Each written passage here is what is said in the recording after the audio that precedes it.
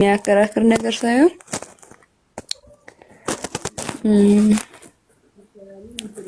አይ እኔ ጴንጤ ነኝ እና ማርያም አማላጅ ናት ብላችሁ የምታምኑበትን ምክንያት ባቅ ደስ ይለኛል። ያው ማርያም አማላጅ ማለት ነው ታውቂያለሽ? እኔ በማውቀው አስታራቂ ማለት ነው። በምን አይነት መንገድ? ማማለድ ማለት ትርጉሙ እኔ በምረዳው ማስታረቅ እንደማለት ነው። እኔ ለምሳሌ አንቺ ገንዘብ ቢኖርብሽ ያን ገንዘብ ከፍዬልሽ ባስታረቅሽ ከሰው ጋር አማላጅ እባላለሁ?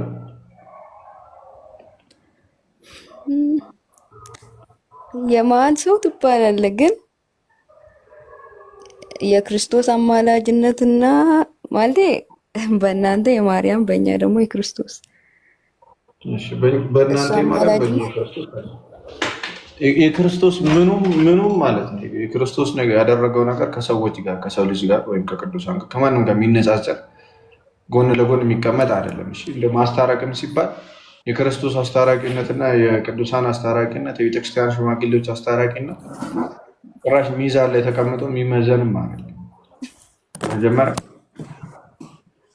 በክርስቶስ የዳኑ ሰዎች የሚያደርጉት መልጃና አዳኙ ክርስቶስ ያደረገልን ለኛ ያደረገልን ማስታረቅ ሚዛን ላይ ቁጭ ሊል አይደለም። እነርሱ ራሳቸው የክርስቶስ ማዳን የሚፈልጉ ሰዎች አማላጅ የሚባሉት ቤተክርስቲያናችን እሺ አማላጅ የሚባሉት ኦብቪየስ ማንኛውም ሰው ያማልዳል። ግን ሲያማልዱ ግን ልጃቸው እንዴት ያለ ነው? እነዚህ በክርስቶስ የዳኑ ሰዎች ናቸው። በክርስቶስ የማስታረቅ ስራ የዳኑ ሰዎች ያ የሚያደርጉት ማማለድ ማለት መለመን፣ ለምኖ ማስታረቅ ማማለድ ይባላል። እሺ ምልጃ ደግሞ እምቢም እሺም ሊባል ይችላል። እሺ ምልጃ ሁለት መልስ አለው። ወይ ጥያቄ ስለሆነ ክፍያ አይደለም። አሁን አንድ ሰው ክፍያ ከሆነ በቃ ተመጣጣኝ ዋጋ፣ ለምሳሌ የሆነ ነገር ተበድረሽ ከሆነ ስትከፊ እምቢ እሺ ልትባያች ማርሊያ ነገር የክርስቶስ የማስታረቅ ስራ እምቢ ሊባል የማይችል መልስ አይጠብቅም። ክርስቶስ ለማስታረቁ ተመጣጣኝ ዋጋ ተመጣጣኝ ክፍያ ከፍሏል። በዛ ክፍያ ደግሞ ምን አድርጓል? ራሱን ከዓለም ጋር ምን አድርጓል? አስታርቋል። ከአባቱ ጋር አስታርቋል። ከመንፈስ ቅዱስ ጋር አስታርቋል ራሱ። ስለዚህ ክርስቶስ የአዲስ ኪዳን መካከለኛ ነው፣ አስታራቂ ነው ብለን እናምናለን። ምልጃ ማለት ደግሞ በአንጻሩ ምን ማለት መሰለሽ? በልመና ማስታረቅ። አሁን በልመና ማስታረቅ ብቻ ነው ትርጉሙ ምልጃ። ስለዚህ እነዚህ በኢየሱስ ክርስቶስ የሚያምኑ ሰዎች ደግሞ ምን ያደርጋሉ? አንደኛው ስለሌላ ሰው ይጸልያል፣ ይጠይቃል እግዚአብሔር። ስለዚህ ያ ጥየቃ ምን ይባላል? ምልጃ ይባላል። ምልጃ ይባላል። ስለዚህ እመቤታችን ብቻ ሳይሆኑ ማንኛውም ክርስቲያን መጠየቅ ይችላል ከእግዚአብሔር። ግን እምነታቸው ምን ያህል ነው፣ ፍሬያቸው ምን ያህል ነው የሚባለው ይታያል። ለምሳሌ በያዕቆብ መልእክት ምዕራፍ 5 ላይ ኤልያስ እንደኛ ሰው ነበረ። ያ ዝናብ እንዳይዘንብ ጸለየ፣ ሰማይ ዝናብ እንዳይዘንብ አደረገች። ሰማዩ ተዘጋ። እንደገና ደግሞ ጸለየ፣ ሰማዩ ተከፈተ። አይሽ የቅዱሳኑ ጸሎት ይህን ያህል ነው ጥንካሬው። ስለዚህ ቅዱሳን ደግሞ በዮሐንስ ወንጌል ምዕራፍ 15 ላይ እንዳለው ምንድን ናቸው? የእኛ አካል ናቸው። አንዱ ለሌላኛው አካል ነው። የአንደኛ ቆሮንቶስ ምዕራፍ 12 ላይ እንዳለው በአንደኛው አካል ውርደት ሌላኛው ይዋረዳል፣ በአንደኛው አካል ደግሞ ከፍታ ወይም ደግሞ መክበር ሌላኛው እንደሚከብር ስለሚናገር ምን ያደርጋል? በሌላኛው አካላችን በጠንካራ አካላችን በኩል ከእግዚአብሔር መጠየቅ ማለት ነው።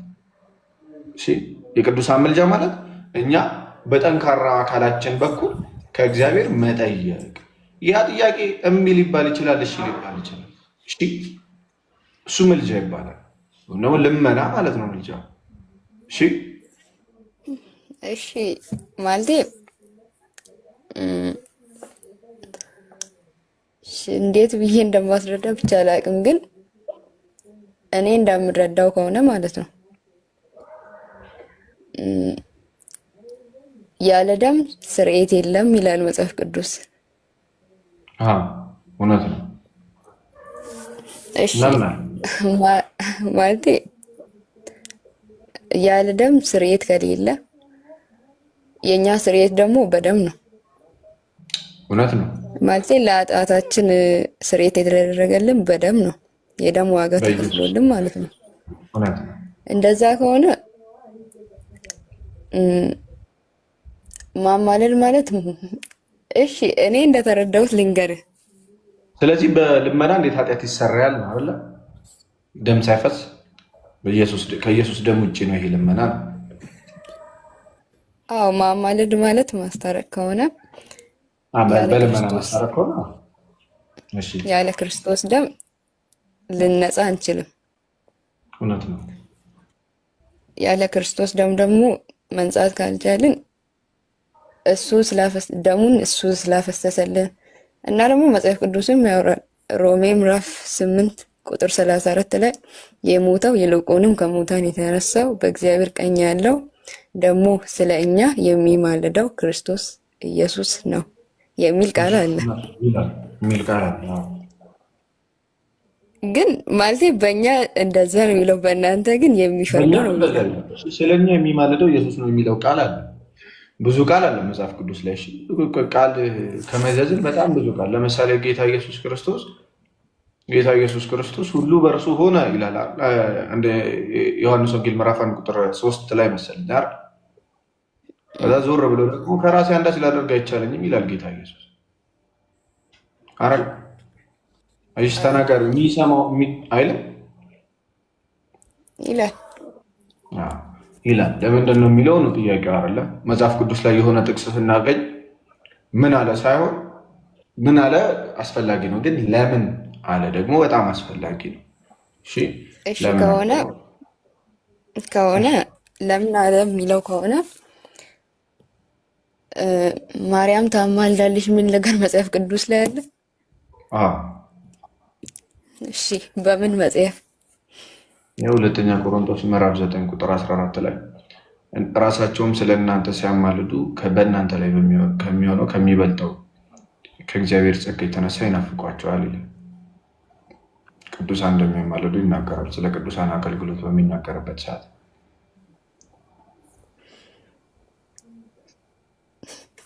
እሺ መልካም ነው። ግን ማርያም ራሷ አማላጅ ናት የሚል ቃል ብቻ ነው ፈልገው፣ ሌላ ሰው አማላጅ ናት። አንቺ የምትፈልጊውን ቃል አታገኝም። ለምን መሰለሽ? መጽሐፍ ቅዱስ እኔ የምፈልገውን እንደዚህ ያገኛለሁ ብሎ ድርቅ ለሚሉ ሰዎች የተጻፈ ሳይሆን መዳንን ለሚፈልጉ ሰዎች ደግሞ አንብበው ተረድተው ተምረው እንዲያውቁት የተሰጠ መጽሐፍ እንጂ አሁን ለምሳሌ በሐዋርያት ሥራ ምዕራፍ 8 ላይ ይመስለኛል ኢትዮጵያዊ ጃንደረባ ከፊልጵዎስ ጋር ይገናኛል እና በእውኑ የምታነበውን መጽሐፍ ታውቀዋለህን ይሏል። የሚመራኝ ሳይኖር እንዴት ታውቀዋለሁ አለ። በዛ ሰዓት ግን ምን አለ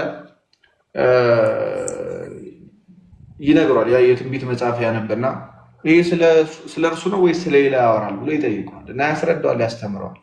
እሺ መጽሐፍ ቅዱስ ልባቸውን ክፍት አድርገው ለሚማሩ ሰዎች የመጣ ነው እንጂ እንዲህ ቃል እኔ ያልኩት ቃል ይችኛዋ ቃል እሷን ፈልጌ ነው አንቺ ያልሽው ቃል ሳይሆን እግዚአብሔር ያለው ቃል ነው ያለው መጽሐፍ ቅዱስ ላይ። እግዚአብሔር ደግሞ ምን ይላል? ቅዱሳን ያማልዳሉ፣ ምልጃ እኔን ያስደስተኛል እያለ መጽሐፍ ቅዱስ ላይ ይናገራል። ቅድም ከጠየቅሽው ጥያቄ ደግሞ ስንነሳ ያለ ደም ስርየት የለም። አዎ ደም ሳይፈስ ስርየት የለም። ደም ሳይፈስ ስርየት የለም። የቅዱሳን ምልጃ ግን እንዴት ያለ ነው? የክርስቶስን ደም የሚገፋ ሳይሆን በክርስቶስ ደም የሚደረግ ነው። እሺ በክርስቶስ ደም የሚደረግ ነው። ጌታ ኢየሱስ ክርስቶስ አንድ ጊዜ መስቀል ላይ ከተሰቀለ በኋላ በዛ ደም የተነሳ ነው ኃጢአቱ የሚሰረው፣ ኃይል የሚያገኘው፣ ጸሎቱ ራሱ አቅም የሚያገኘው፣ ይሄ ምልጃው ራሱ አቅም የሚሆነው ያ የጌታችን የኢየሱስ ክርስቶስ ደም ነው። ለምሳሌ በያዕቆብ መልእክት ምዕራፍ 5 ከቁጥር 14 ጀምሮ ስታነቢ ከእናንተ ይላል ማንም የታመመ ቢኖር የቤተ ክርስቲያን ሽማግሌዎችን ወደ እርሱ ይጥራ፣ በጌታም ስም እርሱን ዘይት ቀብተው ይጸልዩለት። የእምነት ጸሎት ድውዩን ያድናል፣ ጌታም ያስነሳዋል፣ ኃጢአትም ሰርቶ እንደሆነ ይሰረይለታል ይላል። ስለዚህ ኃጢአት ሰርቶ እንደሆነ ይሰረይለታል። ይኸው የቤተ ክርስቲያን ሽማግሌዎች ሲጸልይለት። ስለዚህ ያ የቤተ ክርስቲያኖች ሽማግሌ ጸሎት የኔን ኃጢአት የሚያስተሰርየው ያለ ክርስቶስ ደም ነው እንዴ? ክርስቶስ ደም አይደለም። የክርስቶስ ደም አንድ ጊዜ ፈሷል። ስለዚህ ከዛ ደም የተነሳ የተሰጠ ትእዛዝ ነው። አየሽ፣ የክርስቶስን ትእዛዝ የሚገፋ የክርስቶስ ደም ነው። ይልቁንም የክርስቶስን ትእዛዝ የሚያስፈጽም ግን የክርስቶስ ደም አለ። ስለዚህ ይሄ ምልጃቸው ራሱ የቅዱሳኑ ምልጃ፣ የቤተክርስቲያን ጸሎት፣ የቤተክርስቲያን ምልጃ እንደምን ያለ ነው? የጌታችን የኢየሱስ ክርስቶስ ደምን ምን በማድረግ ነው? በመጠቀም ነው። ኃይሉ እሷ ስለሆነ ማለት ነው።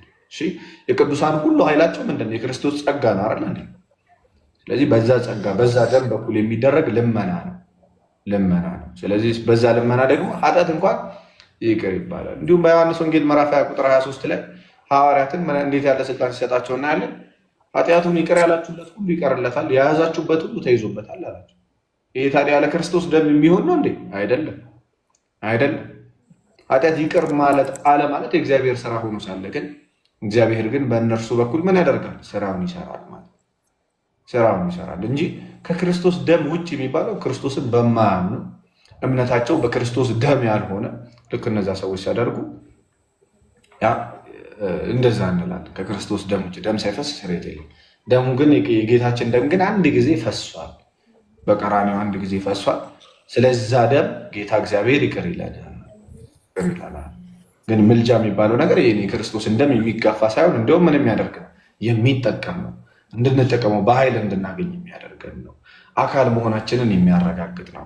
ልክ አንቺ እጅሽን እየዘረጋሽ ከሌላ ቦታ ዕቃ ታመጪ የለ ልክ እንደዛ ሁሉ ደግሞ እኛም በቅዱሳን በኩል የምናደርገውን ነገር እናደርጋለን። ለምን ሲጀመር በእግዚአብሔር ፊት የምንታየው እኛ ምን ስለሆነ አንድ አካል ክርስቶስ ግንድ ሆኖ እኛ ቅርንጫፍ ሆነን ነው እንጂ ኤርሚያስ ብቻውን እንደዚህ ንጥል ያለ ነገር የለም። ምክንያቱም ጌታ ኢየሱስ ክርስቶስ እኔ እውነተኛ የወይን ግንድ ነኝ፣ ገበሬውም አባቴ ነው፣ እናንተም ቅርንጫፎቼ ናችሁ ካለ በኋላ ከዛ ከቅርንጫፉ ከግንዱ የተለየ ሌላ ብቻውን ተነጥሎ የሚራመድ ሰው ያ ሰው ከቤተክርስቲያን ውጭ ያለ ሰው ወይም በክርስቶስ ግንድነት ያልተጣበቀ ሰው እሱን አይደለም። እግዚአብሔር ሲመለከተን እኛ እንዴት ነው የሚመለከተን? ያው ክርስቶስ ራሳችን ሆኖ እኛ የእሱ አካል ሆነን ነው የሚመለከተን። ስለዚህ በቅዱሳን በኩል መጠየቅ ማለት ነው በሌላኛው አካላችን በኩል ያ ከእግዚአብሔር መጠየቅ በጠንካራው አካላችን በኩል። ምክንያቱም የእኛ ጸሎት እምነቱ ሙሉ ነው እንዴ? የሰናፍጭ ቅንጣት ታክል እምነት ምን ታደርጋለች ነው የተባለው? ተራራ ታፈልሳለች አይደል እንዴ? ቅዱስ ጳውሎስ እኮ ምንም እንኳን በስጋ ከእናንተ ጋር ባልሆን በመንፈስ ከእናንተ ጋር ነው ይላል በአንደኛ ቆሮንቶስ ምዕራፍ 5 ቁጥር 3 ላይ ይመስለኝ።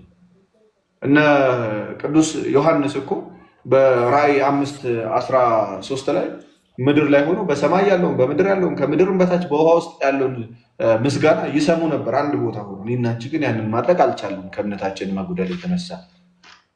ያ ሁለታችንም በክርስቶስ የጸደቅን ሆነን ሳለ እነሱ ግን ምን አደረጉ? ያን የጸደቁበትን ጽድቅ ተቀበሉና ምን አደረጉበት? ፍሬ አፈሩና እዛ ደረጃ ደረሱ።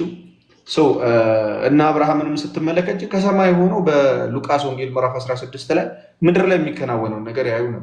ለእነርሱ ሙሴና ነቢያት አሏቸው ወንድሞች ይለዋል። ሙሴ በምድር እንዳለ አብርሃም ያውቅ ነው።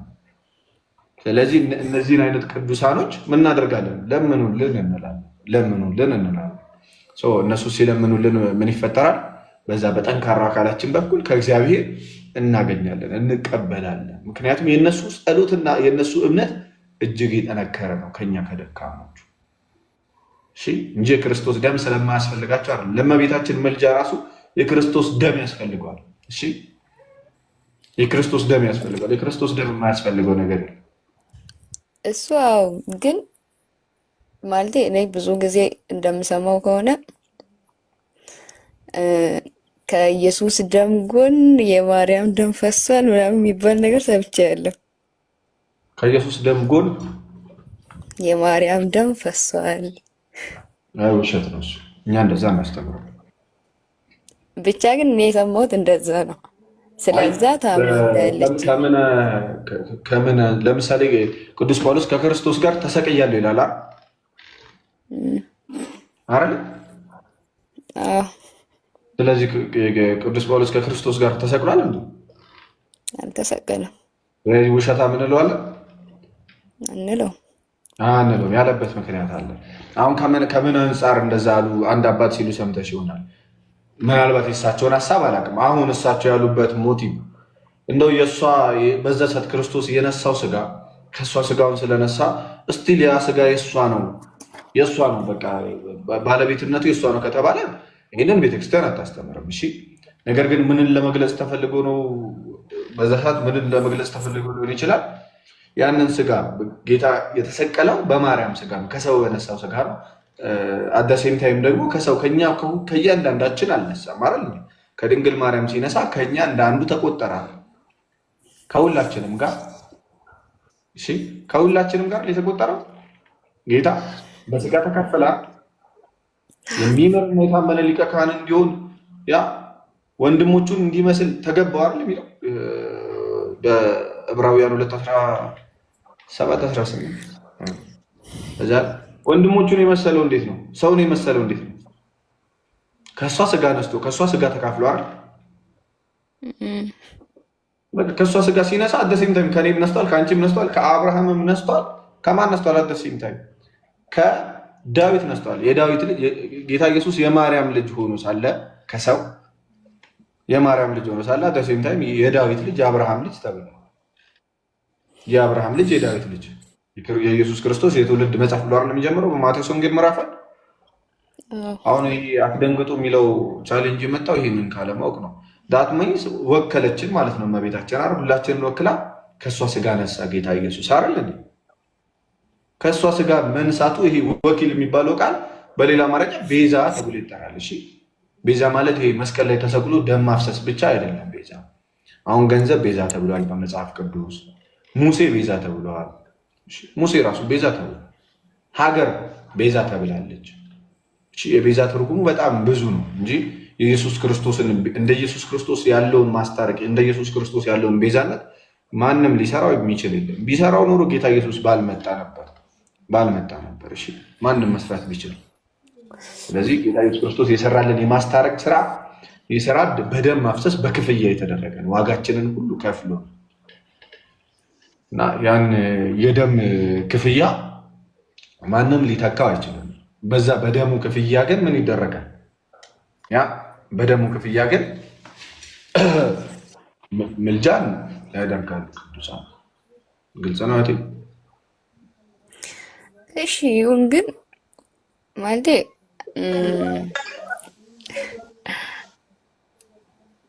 ብቻ ሰው በብዙ ነገር ይረዳዋል።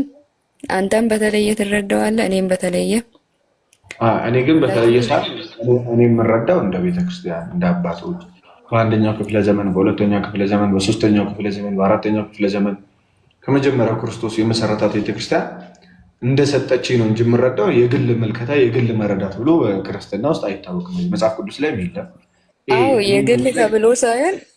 የግል ተብሎ ሳይሆን አሁን ለምሳሌ መጽሐፍ ቅዱስን እግዚአብሔር የሚያስረዳ መንገድ ለአንተና ለእኔ የሚያስረዳኝ መንገድ የተለያየ ነው። ምክንያቱም የተለያየ ከሆነ አንደኛው እግዚአብሔር አንደኛው እግዚአብሔር አይደለም ማለት ነው። እንደዛ ሳይሆን አሁን ለምሳሌ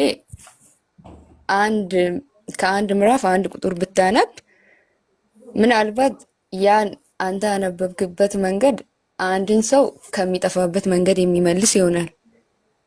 እኔም ደግሞ ተረድጄ ማስረዳበት መንገድ ያን ነገር ወይም ያን ሰው ከሆነ ህመሙ ሊፈውሰው ይችላል። አንተ ተረድተህ በምታስረዳው መንገድ ነው ሰው ሊረዳ የሚችለው። እሺ እኔ ተረድቼ በምረዳበት መንገድ ሳይሆን ሐዋርያት እራሳቸው አሉ የጻፉ ናቸው። ግን ሐዋርያት ሲጽፉ ማለት ነው ይሄ የግል መረዳት ምናምን ብሎ ነገር የለም። ቅዱስ ጳውሎስ እንግዲያውስ ወንድሞች የጸንታችሁ ቁሙ፣ በቃላችንም ቢሆን በመልእክታችን የተማራችሁትን ወግ ያዙ ሲል ወደ ቤተክርስቲያን ነበር መልእክቶችን የሚልከው። ለምሳሌ ቆሮንቶስ መጽሐፍ ስታነቢ ወደ ቆሮንቶስ ቤተክርስቲያን የተላከ ነው። የቆሮንቶስ ቤተክርስቲያን አለች። ያንን የመጽሐፍ ቅዱስ ክፍል የምትረዳበት መንገድ አለ። የምትረዳበት ሚንስ ለእሷ ለቆሮንቶስ ቤተክርስቲያን የተላከው ያ መጽሐፍ። ስለዚህ አሁን እኔ ከቆሮንቶስ ቤተክርስቲያን አጌነስት የምረዳ ከሆነ ይሄ ከኔ ከርኩስ መንፈስ ነው እንጂ ከቅዱስ መንፈስ የሚመጣ አይደለም። ያ መረዳት ብዙ አይነት አረዳድ አለ። ለምሳሌ መጽሐፍ ቅዱስ አንብቦ ታውቂያለሽ። አንቺ ጴንጤ ነኝ አልሽኝ ታውቂያለሽ አይደል? እናንተ ጋር አሁን ጴንጤ ውስጥ ጥምቀት ለድህነት ብለው አያምኑም። ይኸው መካነ ኢየሱስ ታምናለች። መካነ ኢየሱስ ታምናለች ጥምቀት ለድህነት ከፕሮቴስታንቶች ማለት ነው። መካነ ኢየሱስ የሚባል ቤተክርስቲያን። ይኸው ካልቪኒስት የሚባሉት ደግሞ ጭራሽ ኢየሱስ የዓለም ቤዛ አይደለም ውስን ቤዙት ነው እኛ የምንቀበለው። ኢየሱስ ክርስቶስ ለሆኑ ለተመረጡ ሰዎች ነው የሞተው ይላሉ። አሁን በእናንተ ቸርች ውስጥ ልሳን የሚባለው ይሄ አሁን የምትናገሩት ነገር አለ አይደል? ያንን ንግግር ካልቪኒስቶች አይቀበሉትም። ይሄን እንደ እግዚአብሔር ስጦታ አድርገው አይቀበሉትም። በቸርቻቸው ውስጥ የለም። አደሴም ታይም ልክ እናንተ ደግሞ እንደምታወሩት ደግሞ የሚያወሩ ዋነስ ፔንቴኮስታሊዝም ይባላል ከመጀመሪያ የነበረ ማለት ነው። ስላሴ ደግሞ የለም የሚሉ አለ። ስላሴ የለም ኢየሱስ አብ ነው፣ ወልድ ነው፣ ኢየሱስ መንፈስ ቅዱስ ነው ብሎ የሚያምኑ ግን ደግሞ እናንተ የምታወሯትን ልሳን ራሷን አቀላጥፎ የሚያወሩ ሰዎች አሉ። እና ያ የተለያየ መረዳት ከአንድ እግዚአብሔር ነው የሚል ሀሳብ እምነት የለም፣ በአባቶችም በቤተ ክርስቲያን በመጽሐፍ ቅዱስም የለም። ባይዘው ግን እኛ መረዳታችን እንደምን መሆን አለበት? እንደ መጀመሪያው ሐዋርያት እንደተረዱት መረዳት አለብን እንጂ የግል መረዳት ወደ አይምሮን ሚዛን ወደ ማድረግ ይሄድና አይምሮ ደግሞ ለእግዚአብሔር ቃል ሚዛን ነው።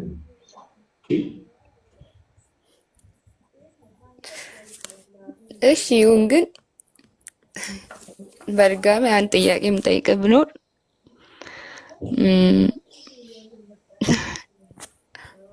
ማርያም በእግዚአብሔር ቀኝ አለች? አዎ አይደለም? ማርያም እኛ ራሱ በእግዚአብሔር ቀኝ ነን። የኃጢአት ብልታችንን ስንገል በእግዚአብሔር ቀኝ ነን ይል ኖ፣ እንደዛ ሳይሆን አዎ እኛ በእግዚአብሔር ቀኝ ነን። ግን ማለቴ እኛ በእግዚአብሔር ቀኝ ማለት እመቤታችን ደግሞ በግራ ነው። እሺ እንዲገባ አድርጋለች ወይ ልልህ ፈልጌ ነው። ምን አድርጋለች? አድርጋለች ወይ? አዎ አድርጋለች። እሺ መጽሐፍ ቅዱስ ከኢየሱስ ውጪ አድርጓል የሚለው ሰው አለ? አለ። ማንን? እንትና ማን ነው? ኤልያስ። አዎ እሱ በእሳት መልክ ተነጥቆ ነበር እና ታዲያ ስለዚህ አድርጓል ማለት ነው። ወደ ሰማይ ሄዷል አይደል? እሱ በእሳት መልክ ተነጠቀ እንጂ አላረገም። ተነጠቀ ማለት ወደ ሰማይ ማድረግ ማለት ነው። ማድረግ ማለት ወደ ሰማይ መሄድ ነው እኮ። ስለዚህ አድርጓል። በእሳት ሰረገላ ሄደ፣ አረገ፣ ወደ ሰማይ ወጣ እንላለን አይደል እንዴ? ኤልያስ እመቤታችን ደግሞ ወጣች ሲባል ለምሳሌ ተነሳች ሲባል ጌታ ኢየሱስ ክርስቶስ አላዛርን ከሞት አስነስቷል አይደል እንዴ? እመቤታችንም ልክ ክርስቶስ እንዳደረገው ከሆነ በሶስተኛው ቀን በራሷ ስልጣን ተነሳች የሚል አስተሳሰብ ወይም ደግሞ እምነት የለም በቤተክርስቲያን። እሺ ጌታ ኢየሱስ ክርስቶስ ግን አስነስቷታል። ግን ይህንን አሁን እመኝ ተብሎ ለአንድ ፕሮቴስታንት ችግር የለውም። አሁን እሱን እመኝ ተብሎ የመጀመሪያ ቤተክርስቲያን ትምህርት የእመቤታችንን መሞትና መነሳት የክርስቶስን ሞትና ትንሣኤ ነው ቀድማ የምታስተምረው። እሺ ከዛ በኋላ ግን እንደው አረገች አላረገች ለአንቺ ለውጡ ምንድን ነው? ኖ ሳይሆን አረገች አላረገች ለውጥ ኖሮ ሳይሆን ማለቴ ነገሩን ለማወቅ ስለፈለግኩ ነው። በትክክል አረገች ሲባል ግን የምርም ሞታ በሶስተኛ ቀን ልክ እንደ ኢየሱስ ተነስታ አድርጋለች። ልክ እንደ ኢየሱስ የሚነሳም ልክ እንደ ኢየሱስ የሚሞትም የለም። ባይዘው የኢየሱስ ሞት ፐርፐዝ ያለው ሞት ነው። በፈቃድ የሆነ ወይም ደግሞ ጌታ ኢየሱስ ክርስቶስ በፈቃዱ ስለ ሰው ስለ ዓለም ሁሉ ኃጢአት የሞተ ነው። እመቤታችን ደግሞ ስጋ ስለለበሰች የሞተች ነች። እሺ እና የክርስቶስ ሞት ፐርፐዝ ያለው የክርስቶስ ሞት ዓለምን ለማዳን የሆነ ልክ ክርስቶስ ሲሞት የሰዎችን ሞት ሁሉ የሚገልም። የእመቤታችን ሞት ግን ምንድን ነው? የራሷ ነው። ትንሣኤውም የራሷ ነው። የክርስቶስ ትንሣኤ ለሰው ሁሉ በኩር ሆኖ ለሰው ልጆች ሁሉ በኩር የጌታ ኢየሱስ ክርስቶስ ትንሣኤ ነው። የእመቤታችን ግን የራሷ ትንሣኤ ነው።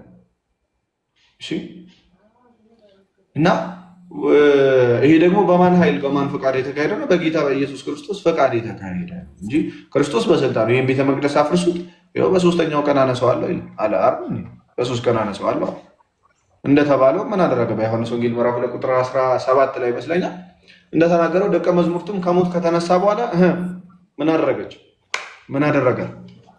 ደቀ መዝሙርቱ ይህን የተናገረውን አስበው አመኑ ይል የእመቤታችን ሰው ነችና ሞተች። ያ ጌታ ኢየሱስ ፈቃዱ ነውና አስነሳት። እኛም እንነሳለን። ጌታ ኢየሱስ ግን አልዓዛርን ከጊዜው በፊት አስነስቶት የለም። ታዲያ ምን ይሳናል? ግን ደግሞ የክርስቶስ ሞትና ትንሣኤ ከእመቤታችን ሞትና ትንሣኤ ጋር በጭራሽ የሚገናኝ አይደለም። የክርስቶስ ሞት ለሁላችን ለዓለም ሁሉ ጥቅም ሆኖ ለዓለም ሁሉ ክፍያ ነው። ትንሣኤውም ለዓለም ሁሉ በኩር ሆኖ ነው። በኩር ሆኖ ተነሳ። ሁላችን በየተራ እንድንነሳ ማለት ነው። ይሄ አንደኛ ቆሮንቶስ ምዕራፍ 15 ላይ ይመስለኛል ይህንን በደንብ ይናገራል፣ የክርስቶስ ሞትና ትንሣኤ። እሺ የእመቤታችን ሞትና ትንሣኤ ግን ሞቷ በስጋ ነው፣ ትንሣኤዋ ደግሞ ተአምር ነው፣ የእግዚአብሔር ተአምር ነው። ተአምር ነው። እግዚአብሔር ተአምሩን አሳየ፣ ፈቃዱን አሳየ። የእግዚአብሔር ፈቃድ ተከናወነ። ልክ እግዚአብሔር ስጋ ለብሶ መምጣቱ ከእሷ መነሳቱ ምንድን ነው? የእግዚአብሔር ተአምር ነው፣ የእግዚአብሔር ፈቃድ ነው። በእግዚአብሔር ፊት እሷ ያላት ሞገስ ምን አደረገ? ጸጋ እንድትሞላ። ያ ጸጋ ደግሞ ምን አደረገ? ሙሉ ጸጋ እንድትሞላ ነው። ልክ እንደዛ ሁሉ በእግዚአብሔር ፈቃድ እንደሚከናወን ሁሉ የእመቤታችን በእግዚአብሔር ፈቃድ ይሆናል። የጌታችን የኢየሱስ ክርስቶስ ግን በራሱ ፈቃድ ለጥቅም የሆነ እሺ፣ የሞትን ትርጉም የቀየረ የመስቀልን ትርጉም የቀየረ የኃጢአትን ገዥነት የደመሰሰ ኃጢአት እንዳይገዛ የሕግን ራሱ ገዥነት የደመሰሰ ከሕግ በላይ ያደረገ ነው የጌታ ኢየሱስ ክርስቶስ ሞትና ትንሣኤ እንጂ እመቤታችንና የእሷ ትንሣኤ አንድ አይደለም። ዲያቆን መኩዬ እድል ሳልሰጠኝ አባትና በላት ዝም ብዬ እንትን አልኩ።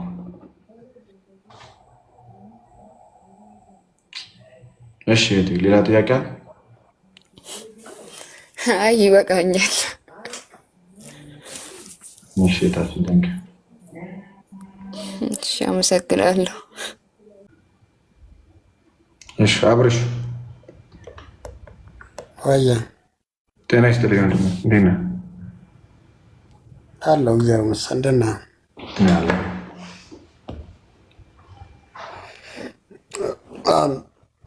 ከልጅቷ ጋር ስታወሩ ሰምቼ ነበር የገባሁኝ። እሺ ሜቢ ውይይታቸውን ርዕስ አላልሰማሁም፣ አላወቅኩም። ርዕስ የለም ጥያቄ እኔ የሰማሁት ሜቢ ያየሁት እንዳጋጣሚ ማርያም አድርጋለች ወይ አላረገችም የሚለውን ስጠየቅ አድርጋለች ያልከው ነው። መጽሐፍ ቅዱስ ላይ አድርጋለች የሚል አለ? ማርያም ሞታለች ወንድማችን አብርሽ? የተጻፈ ነገር የለም። ስለዚህ ሞታለች ወይስ አልሞተችም? ሰው ስለሆነች ትሞታለች ብዬ አስባለሁ። ግን መጽሐፍ ቅዱስ ላይ በአንድም ክፍል ላይ ሞታለች ወይ አልሞተችም የሚል ነገር የለም። ጎበዝ ልጅ አየሁ። ሞታለች የሚለው ከሌለ መሞቷን ግን ታምናለህ ሰው ስለሆነ። ስለዚህ ሁሉም ነገር አይጻፍም ማለት ነው። እሺ ሁሉም ነገር መጽሐፍ ቅዱስ ላይ አይጻፍም። አይደለም እመቤታችን ቀርቶ የጌታችን ራሱ ሁሉ ነገር መጽሐፍ ቅዱስ ላይ አልተጻፈም። ይሄ የጌታ ተአምር ነው። ጌታ ያደረገው ተአምር ነው። ጌታ ኢየሱስ ክርስቶስ ያደረገው ተአምር እያንዳንዱ ነገር ተጽፏል ማለት አይደል? ድንግል ማርያም ሞቷ እንዳልተጻፈ ሁሉ መጽሐፍ ቅዱስ ላይ አርጋለች እንዲሆናለች የሚል ቃል በቃል በአዲስ ኪዳን ላይ የለም። ሞታለችም የሚል የለም። ነገር ግን በቤተክርስቲያን ውስጥ የታወቀ የታመነ በጥንታውያን ቤተክርስቲያን ደግሞ የትኛውም ቤተክርስቲያን ይቀበሉታል። ሞቷንና እርገትን ይቀበሉታል። በታሪክ ውስጥ ያለ ስለሆነ ማለት ነው። የማይቀበል ቤተክርስቲያን ሊነግረኝ አልችልም። አሁን ከጥንታዊ ቤተክርስቲያኖች ማለት የለም። ስለዚህ ሞታና እርገቷ የእግዚአብሔር ተአምር ነው። አሁን ከፕሮቴስታንት ወንድሞቻችን ጋር እመኑ አትመኑ የምንባባልበትም ርዕስ አይደለም።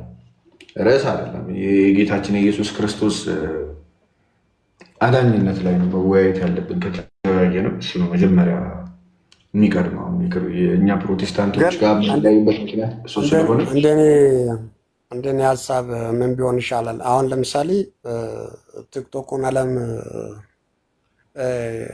ኦልሞስት እኔ ዲቴል ከዚህ ንግግር ማለቴ እንደ እውቀት ማውራት ነው የምፈልገው። እንደ ሃይማኖተኛ ማውራት አልፈልግም። ይህንን ያዝልኝ። ምንድን ነው ሃይማኖተኛ ማለት? እንደ ሃይማኖተኛ ማለት በሆነ ተቋም ላይ የተያዘ ሰው። እኔ የተያዝኩ አይደለሁም።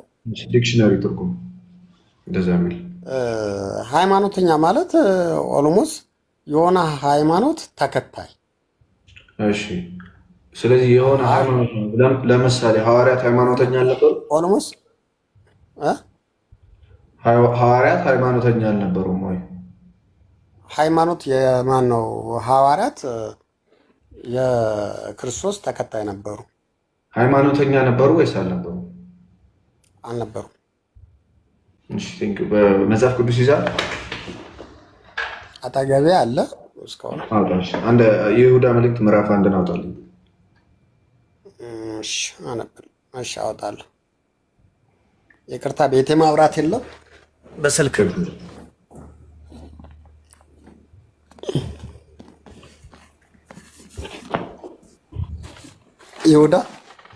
የይሁዳ መልእክት ምዕራፍ 1 ቁጥር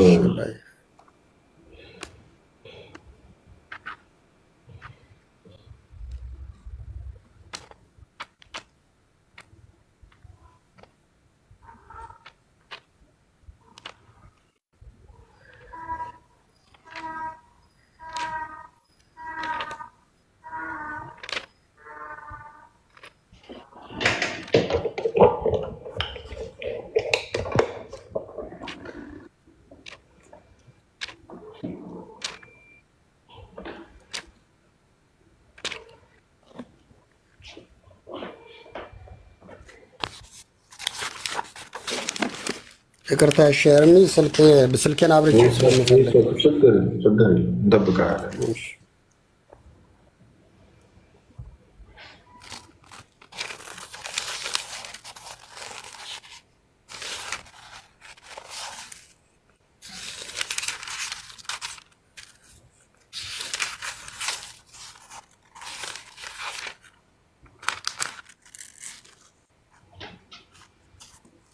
እሺ ይሁዳ መልእክት ምዕራፍ 1 ቁጥር 3 እሺ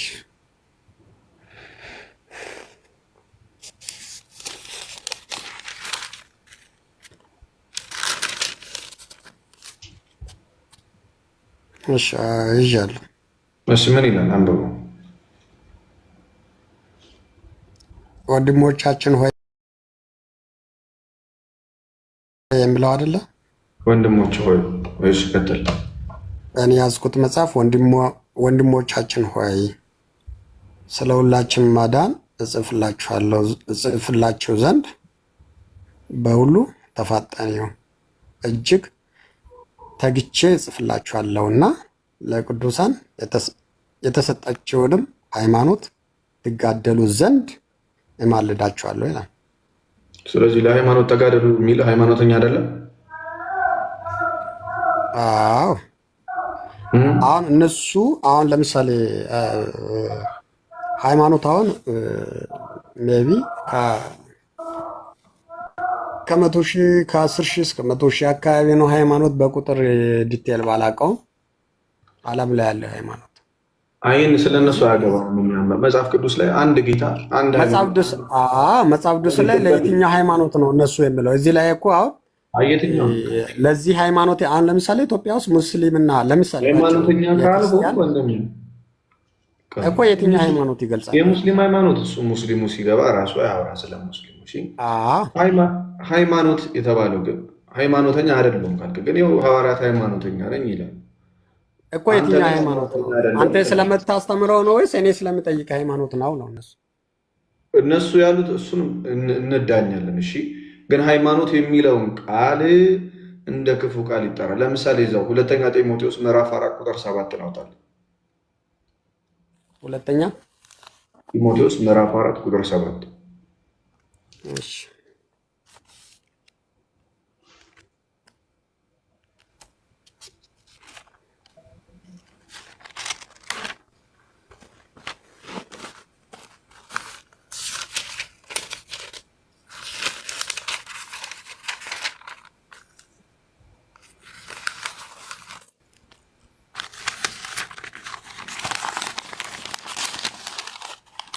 ሁለተኛ ጢሞቴዎስ ስንት? ምዕራፍ 4 ከቁጥር 7 እሺ ከፍቻለሁ። እሺ ምን ይላል?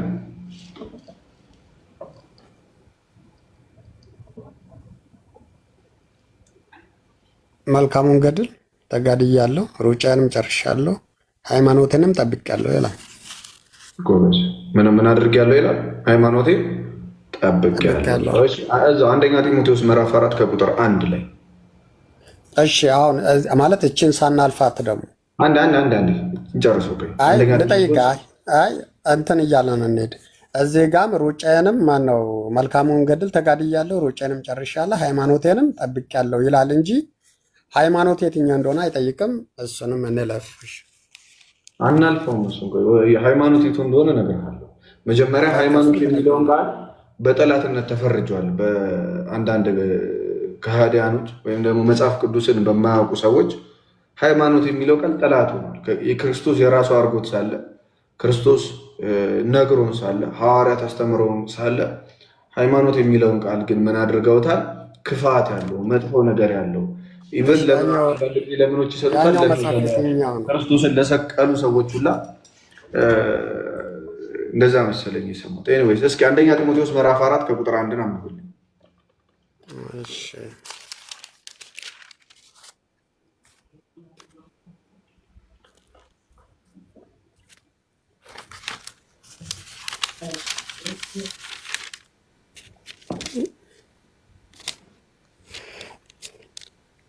መንፈስ በኋላ ዘመን ብዙዎቹ ሃይማኖታቸውን እንደሚክዱ የሚያስቱ አጋንንትንና የሰይጣናትን ትምህርት እንደሚከተሉ በግልጥ ይናገራል ይላል። መንፈስ ግን በግልጥ በኋለኞች ዘመናት አንዳንዶች የሚያስቱ መናፍስትንና በውሸተኞች ግብዝነት የተሰጠውን የአጋንንትን ትምህርት እያዳመጡ ሃይማኖትን ይክዳሉ ይላል። በገዛ ሕሊናው እንደሚቃጠሉ ደንዝዘው እያለ ይቀጥላል። ስለዚህ ሃይማኖት ማለት አንድ ሃይማኖት አለ። ከዚያ ሐዋርያት ሃይማኖተኛ ናቸው። የትኛው ሃይማኖት እንደሆነ እንነጋገራለን። ግን ሐዋርያት ምንድን ናቸው? ያው አክራሪ ሃይማኖተኞች ናቸው ማለት ነው። ጎበዝ። በቃ ይህን ካመንክን የትኛው ሃይማኖት ነው የሚለውን እንሄድበታለን ማለት ነው። ብራዘር እስኪ ቀጥል፣ ወደ ሀሳብ ግባ። ሃይማኖት የሚለውን የሃይማኖት ተከታይ አይደለሁም ስላልክ የሃይማኖት ተከታይ መሆን ግዴታ ነው። ሐዋርያት እንደዛ ስለነበሩ ማለት ነው። ሃይማኖት ማለት ሜይ ቢ የተለየ ትርጉም ከሰጣችሁት አይደለም። ሃይማኖት ማለት እንግሊዝኛው ፌዝ ይለዋል። አንድ ጊዜ በተሰጠው ትምህርት ማመን፣ ያ ትምህርት የሚያድነውን ትምህርት ያንን ትምህርት ማመን ሃይማኖት ይባላል። በዛ ትምህርት ማመን ማለት እንጂ የሆነ እኔ ለምን መሰለህ መጽሐፍ ቅዱስ አሁን ለምሳሌ እኔ ልል የፈለግኩት ሃይማኖት የሀገር ሃይማኖት ነው ያለው መጽሐፍ ቅዱስ ላይ ግን ጁዲሽ ወይም ኦርቶዶክስ ወይም ካቶሊክ ወይ ጴንጤ ወይ ሙስሊም ምናምን ተብሎ የተጻፈ እንደ መዝገበ ቃል ተጽፎ የተቀመጠ ሃይማኖት የለም። እስቲል ነው መጽሐፍ ቅዱስ እያንዳንዱ ሃይማኖተኛ ግን ማለቴ እያንዳንዱ የምከተለው የሃይማኖቱ ተከታይ የራሱን ሃይማኖት እንደ ቅዱስ አድርጎ ማቅረብ ወይም ደግሞ አሁን ለምሳሌ ከመጽሐፍ ቅዱስ ካልሆነማ ለምን ይከተላል? አባቴ እሱ እኮ ነው የራሱን ሃይማኖት እንደ ቅዱስ ካላረገ እርኩስ ነገር የሚከተል ከሆነማ ይሄ አውቆ የረከሰ እንለዋለን። የራሱን ሃይማኖት ሁሉም ሰው ቅዱስ ለኔ የፈለኩት ልንገርማ፣ እሱንማ ገባኝ እኮ እሱንማ ገብቶኛል። ስለዚህ ቅዱስ እንደሆነ ስለሚያውቅ ወይም ደግሞ አምኖበት ስለሚከተል ሌላ የሚከተለው ሃይማኖት የዘላለም ሕይወት ለምሳሌ አሁን ሃይማኖት የመጣው ወይም እምነት የመጣው ሃይማኖት የመጣው ሞትን ፍራቻ ነው ብዬ አምናለሁ። ሞትን ፍራቻ ማለት ሞትን ፍራቻ ማን ያለው? የትኛው ዲክሽነሪ? ማስረጃ እኔ ነኝ ያልኩት። እኔ ነኝ ሞትን ፍራቻ ያልኩት እኔ ነኝ። ማስረጃ ከመጽሐፍ ቅዱስ አይደለም። ከፈለኩ ስትይ ሞትን ፍራቻ የምለው ይኸው ስማኝ፣ ሰው ሞቶ ከቀራ ማን ነው ከሞተ አፈር ሆኖ ይቀራል የሚባለውን ሳይንስ ለማጥፋት ነው ሃይማኖት የመጣው ብዬ አምናለሁ። ስለዚህ አንተ የብቻህን እምነት ነው ይሄ? እኔ ለብቻህን? አዎ እንግዲህ የዘላለም ሞትን ስለምፈራ ነው የዘላለም ሕይወትን ዲሞክራሲ ለዛ ፍራቻ ነው ያመጣው። ስለዚህ አንተ አሁን ኦርቶዶክስ ከሆንክ ጴንጤ የሚከተለው መጽሐፍ ቅዱስ ትክክል አይደለም እና እኔ የሚከተለው ነው መንግስት ሰማያት የሚያስገባው ብለህ ታስተምራለህ። ጴንጤው ደግሞ ምን እልሃል? አንተ የምታስተምረው መጽሐፍ ቅዱስ አንድ እንደሆነ እያወቃችሁ አንተ የምታስተምረው መጽሐፍ ቅዱስ አስተምሮ የኔ ብቻ ነው ብለህ ታስተምራለህ። ከዛ ካቶሊኩ መጣና ደግሞ የሁለቱን የሚያፈርስና እኔ ማስተምረው አስተምሮቱ ግን ምን እንደሆነ ታውቃለህ? የጴንጤና የኦርቶዶክስ የካቶሊክ ልዩነት ምን እንደሆነ ታውቃለህ?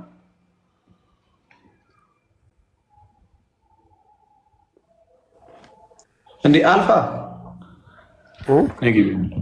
እሺ፣ ልዩነቱን ታውቃለህ? አስተምሮቱ ለምን እንደዛ እንደሚባል ታውቃለህ? ለምን እንደው እንደዛ የሚሉት ብለህ ጠይቀህ ታውቃለህ? አንብበህ ታውቃለህ? ተመራምረህ ታውቃለህ? ወንድሜ ወይ ዝም ብለህ እንደዚሁ ጠይቃለሁ?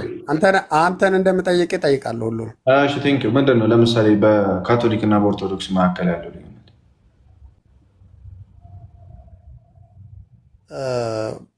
እስቲል ነው አሁን ሜቢ ቲክቶክ ላይ ቀርቦ ከሚያስተምሩ ወይም ደግሞ ከሚወያዩ አንተን አሁን ከሚወያዩ ወጣቶች አንዱ አንተን ዛሬ ደግሞ አጋጣሚ አገኝቼ ነው የገባው።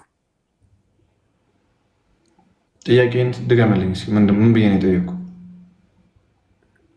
ከኦርቶዶክስና ካቶሊክ ከሚያስተምሩ ልዩነታቸው ምንድን ነው ብለህ ነው የጠየቀኝ። ምንድን ነው እስኪ ንገረኝ። መልሱን ደግሞ ንገረኝ።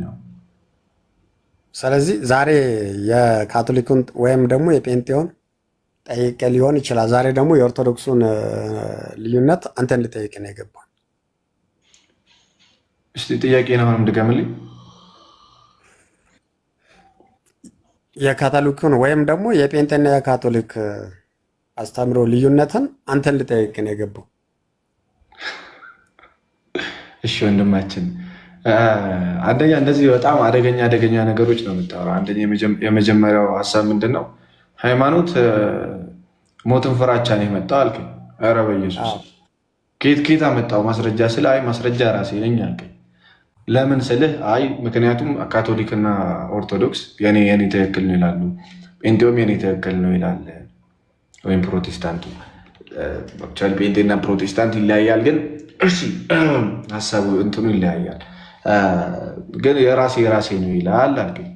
ኦኬ ራሴ ነው ይላል። ምን ያህል ተመራምረህ ነው ብለህ የካቶሊክ እና የኦርቶዶክስ ልዩነት ስለ እሱን አታውቀውም። እና የክርስትና እምነት እንደዚሁ ዝም ተብሎ በሞት ፍራቻ የመጣ አይደለም። እሺ የክርስትና እምነት የሆነ ሰው ብድግ ብሎ ድንገት እኔ አምላክ ነኝ እኔ ነብይ ነኝ ያለ ሰው እየተከተለን ምንድነው እውርን እውር ቢመራው እንደተባለው ዝም ብሎ ሰው ሁሉ ተከትሎት አይደለም። ወይም ደግሞ እንደው ዓለም ላይ ያለ ያ ሁሉ ቢሊየን ህዝብ በእስልምናም ክርስትና እንደው በጣም ሁላችን ከአንተ ያነሰ ትንሽ ጭንቅላት ተሰጥቶን አይደለም። እንደዛ ወይ ፋራ ሆነን አይደለም። ከምን አንጻር ነው ካልከኝ ለክርስትና ከጠየቀኝ ፕሩፍ የክርስቶስ ሞትና ትንሣኤ የተረጋገጠ የክርስቶስ ሞትና ትንሣኤ የክርስቶስ ትንሣኤ ለክርስትናችን ምንድን ነው? ማስረገጫ ነው፣ ማረጋገጫ ነው። የክርስቶስ ሞት የታመነ ነው በአይሁዳውያን። የክርስቶስ መምጣት ትንቢት ይኸው ጌታ ኢየሱስ ክርስቶስን በማያምኑ ጌታ ኢየሱስ ክርስቶስን በማይቀበሉት ጌታ ኢየሱስ ክርስቶስ ሳይወለድ በፊት በነበረ መጽሐፍ ውስጥ ይኸው ጌታ ኢየሱስ ክርስቶስ እንደሚወለድ እንደሚሰቀል እነዛ አይሁዶች እንደማያውቁት ያ እጁ እንደሚቸነከር በልብሱ ዕጣ እንደሚከፋፈሉ ተጽፏል። ተጽፎ ቁጭ እሱን አይነው ለምን እንደዚህ እንዳልኩ ልንገርህ እና ያ ትንቢቱ ፍራቻ ይመጣል። ስማኝ፣ አሁን አንተ ለልጅቷ ጥያቄ ስትመልስ ማርያም በሶስተኛ ቀን ተነስታለች የሚባለውን አስተምሮ ስትናግራት ነበር። እኔ መጽሐፍ ሳነብ ያገኘሁት ለመጀመሪያ ጊዜ በዓለማችን ላይ መጽሐፍ ቅዱስ ዶክሜንትድ ሆኖ ተጽፎ የወጣው መጽሐፍ ቅዱስ ብቻ ነው፣ ሌላ መጽሐፍ ሳይታተም በፊት ለመጀመሪያ ጊዜ ዓለማችን ላይ ለመጀመሪያ ጊዜ የታተመው መጽሐፍ ቅዱስ ብቻ ነው። ለመጀመሪያ ጊዜ በተጻፈው መጽሐፍ ላይ ግን ሐዋርያቶች በከፊል መጽሐፍን ጽፈዋል። በጻፉት መጽሐፍ ለምሳሌ ሐዋርያ ጳውሎስ በብዛት መጽሐፍ ጽፏል። እሱ ባስተማረው ወንጌል ላይ ማርያም ሞታ በሶስተኛ ቀን ተነስታለች የሚለውን ቃል አልጻፍም። ስለዚህ አልተጻፍም። ወንጌልን ግን ወንጌልን ግን ወንጌልን የሰማን ወንጌልን የሰማ ነው ምን አመጣው እዚህ ጋር ነው ደግሞ ያወቀ ነው። እስኪ ምንድን ነው የተናገሩት? እኔ አሁን ወደዚህ ምን አመጣ? ሞታለች የሚል ጽፏል ቅዱስ ጳውሎስ። ስለ አስተምሮቱ ልነግርህ ነው። አስተምሮት ስለ ካቶሊክ እየነገርኩህ ያለው ስለ ነገርኩህ። አንተ ስትነግረኝ ከነበረ አስተምሮት አንዴ አዳምጠኝ አንዴ ከይቅርታ ጋር ቅድም ማለት እንትኑ ታርጌቱን እኮ አልረሳሁትም። ታርጌታችን ምንድን ነው? አንተም ስታወራ የነበረው ምንድን ነው? ካቶሊክ እንደዚህ፣ ኦርቶዶክስ እንደዚህ ወይም ደግሞ ፕሮቴስታንት እንደዚህ ብሎ ያስተምራል። ግን የእኛ ክርስትና ወይም የክርስትና ሃይማኖት የመጣው ዝም ብሎ አይደለም ብለህ እየነገርከኝ ነበር። ታርጌቱን አልረሳሁትም። ግን መጽሐፍ ቅዱስ ስንት ክፍል ነው ያለው ታውቃለህ? መጽሐፍ ቅዱስ ስንት ክፍል አለው? ባላቃ ነባለዋ። ከዚህ በኋላ እኔ ለምን አሰብኩ አውቀዋለሁ ወይ ነው ጥያቄው። ስንት ክፍል ማለት ስንት መጽሐፍ አለው ነው?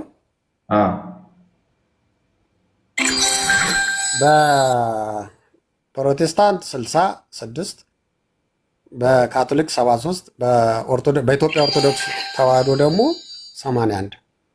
እሺ ስንት ነው የአዲስ ኪዳን መጽሐፉ ስንት ነው? አሁን የምናወራው ርዕስና ይሄኛው ጥያቄ አንድ ናቸው? ምን ያህል ሪሰርች ሰርተህ ነው የሚለውን ቼክ ላደርገህ ብዬ ነው። እሺ አሁን አንተ ለምን አታሰርሰኝም? ወደዛ ትመጣለህ። አሁን እኮ ያንን አሁን ለምሳሌ በቪዲዮ ብገልጽልህ እኔ የያዝኩት መጽሐፍ 81ዱን ነው አሁን ያነበብኩልህ። ሜቢ ሳነብ ይገባሃል ብዬ ነው። ምንም የእትም ነው እንጂ እኮ 66ቱ እና 81ዱ የትርጉም ካልሆነ በስተቀር እኛ 66ቱ እንቀበላለን። አሁን 66ቱ የምትቀበል ከሆነ ደግሞ ለምሳሌ 81 አዲሱ የ2000 እትሙ 81 እርስ ከራሱ ጋር ይጋጫል። እስኪ የቱ ጋር ነው? የቱ ጋር ነው?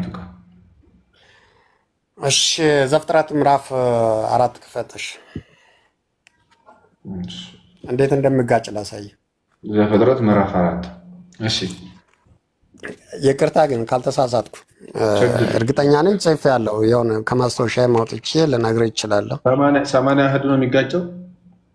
አዎ አዲሱ ይተም ማለት አዲሱ ይተም በቃ አዲሱ ይተም እስኪ አውጣለሁ። እሺ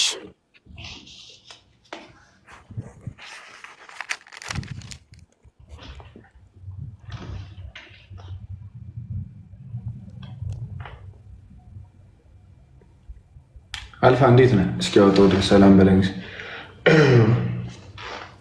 ቤት ደጅ መጥናት አለብኝ ለመግባት። ሶሪ ወንድሜ በእናትህ እያወራሁ እኮ መሰጣለሁ አንዳንዴ እና ሰላም እግዚአብሔር ይመስገን እኔ ሰላም ነኝ። ሰላም ለዚህ ቤት ይሁን ሁላችሁ። ሰላም እንዴት ነህ? ሰላም አለው ይመስገነው ሰላም ነኝ። ባለፈውም ለአጋጣሚ ከዚህ መጥቼ አላየኝም መሰለኝ። አሁን እኮ ዞር ስለው ይቅርታ ወንድማችን ነገራችን ላይ አብርሽ እስከሚያወጣ ድረስ ብዙ ጥያቄ የሚያስነሱበት ነገር ነው የሚያወራው እና ለምሳሌ ማርቆስ 9:1 ላይ ያለው ከእናንተ ውስጥ ብዙዎቹ እኔ ተመልሼ እስከመጣ ድረስ ሞትን አያዩም ብሎ ለምሳሌ ትንቢት ክርስቶስ ተናግሮላችሁ ነበር። አሁን አንተ ከዚህ ከነምታዩት ውስጥ ሞትን የማይቀምሱ አለ እስከ መጨረሻ ድረስ ብሎ ካለፉት ሳይሆን ከሄኖክና ከኤልያስ ውጪ አሁን እሱ ጋር ቆሞ እንዳለ እንደውም ለዮሐንስ ራሱ እንዳይሞት ላደርገው ራሱ ይችላል እያለ ዮሐንስ ወንጌል ምዕራፍ 20 መጨረሻው ላይ ይናገራል። ነው ጴጥሮስ ሲከራከረው ነው እንዳይሞት ወልስ እሱም አለ። ሁለተኛ ደግሞ ለምሳሌ መጽሐፍ ቅዱስ እንግዲህ መጨረሻ የተጻፈው ራእይ ዮሐንስ ወንጌል ምናምን ነው 99 አካባቢ ነውና ክርስቶስ ከ99 በኋላ ማለት ከ100 ዓመት በኋላ ኃይሉን አቆመ ማለት ስራ አቆሟል። ያን ድንቅ መስራት ድንቅ ይሰራ የነበረው በ33 ዓመት በኋላ ከዛ በኋላ ድንቅ መስራቱን አቆመ። ለምሳሌ ዛሬ ድንቅ አይሰራም የሚለው ነገር አሁን እንትን ይላል በእሱ ለሚያወራ ነገር ለምሳሌ መጽሐፍ ቅዱስ ላይ ከሐዋርያ ስራ በኋላ ያሉት መልእክታት ናቸው እንዳለ ትምህርት ነው እንጂ ታሪክ አይደለም የሚገልጹት። ገላትያን ብትል ቆሮንቶስ ብትል ታሪክ አይደለም ትምህርት ነው የሚናገሩት። ሐዋርያ ስራ ብቻ ነው በቃ ታሪክ። ጳውሎስ ራሱ ሞተ በህይወት ቀር ኖረ አይናገርም እና አልተናገረም ማለት ግን የለም ማለት ነው። አልተፈጸመም ማለት አያስኬድም። እና ይሄ ነው። ሶስተኛ ደግሞ ምንድነው ብዙ ሰዎች አሁን የማየው ፕሮቴስታንት ኦርቶዶክስ ላይ ከሚጠይቁት ጥያቄ አባፍ 90% ከድነት ጋር የማይገናኝ ጥያቄ ነው የሚጠይቁት። እነሱንም የሚያስጨንቃቸውን ብዙ ጊዜ በቃ ከድነት ጋር ዳይሬክትሊም ኢንዳይሬክትሊም አንዳንዶችማ ኢንዳይሬክትሊም ከድነት ጋር አይገናኙም። ነጠላ ለምንድን ነው የምትለብሱት ማትለብሱት? ወይም ደግሞ መስቀል ለምንድን ነው አንገት ላይ የምታደርጉት? ወይም በቃ አለ ከድነት ጋር የማይገናኝ ነገር ትምህርት ስላሴን እያለ ትምህርት ክርስቶስ ለልዩነት እያለ ሌሎች ትልልቅ ጉዳዮች ላይ እያለ ከድነት ጋር የሚገናኙ ላይ የሚያከራክራቸው በቃ ሌላ ነገር ነው።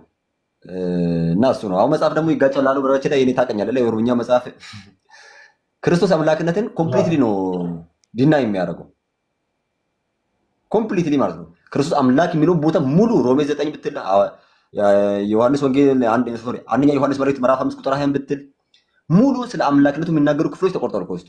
የኦሮምኛውን ጴንጤ የሚጠቀሙበት መጽሐፍ ቅዱስና አይ ቲንክ ተመልሷል መሰለኝ። ቀጥሉበት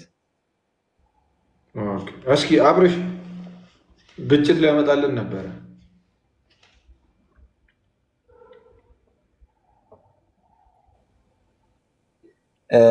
አዳም ቃየልና አቤል የተጣሉበት ምክንያት በሴት ምክንያት የሚለው ትላንትና ደግሞ መጽሐፈ ቀለሚንጦስ ላይ እያነበብኩ ነበረ እና ምዕራፍ 2 ላይ ምክንያቱም ዘርዝሮ ይናገራል።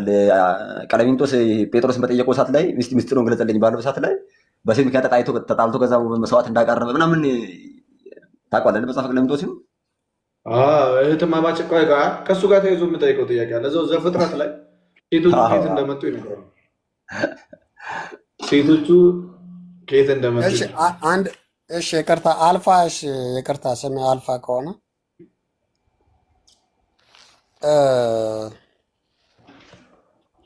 ዘፍጥረት ምዕራፍ 4 ላይ የሚያወራው አቤልና ቃየልን በመስዋዕት ቅናት ነው። ቃየል አቤልን የገደለው። እሺ ያኛው መጽሐፍ ግን ከይቅርታ ጋር የጻፍኩበት ማስወጣናቸው ነው። ማብራት የለም እና በሴት ቀንቶ ይምላል። ዘፍጥረት 4 ነው። ዘፍጥረት 4 እዛው 17 ነው አውጥቼዋለሁ። እሱ 4:17 ነው አንብበው። እሺ ምዕራፍ 4 ቁጥር 17። እሺ ምን ይላል? እሺ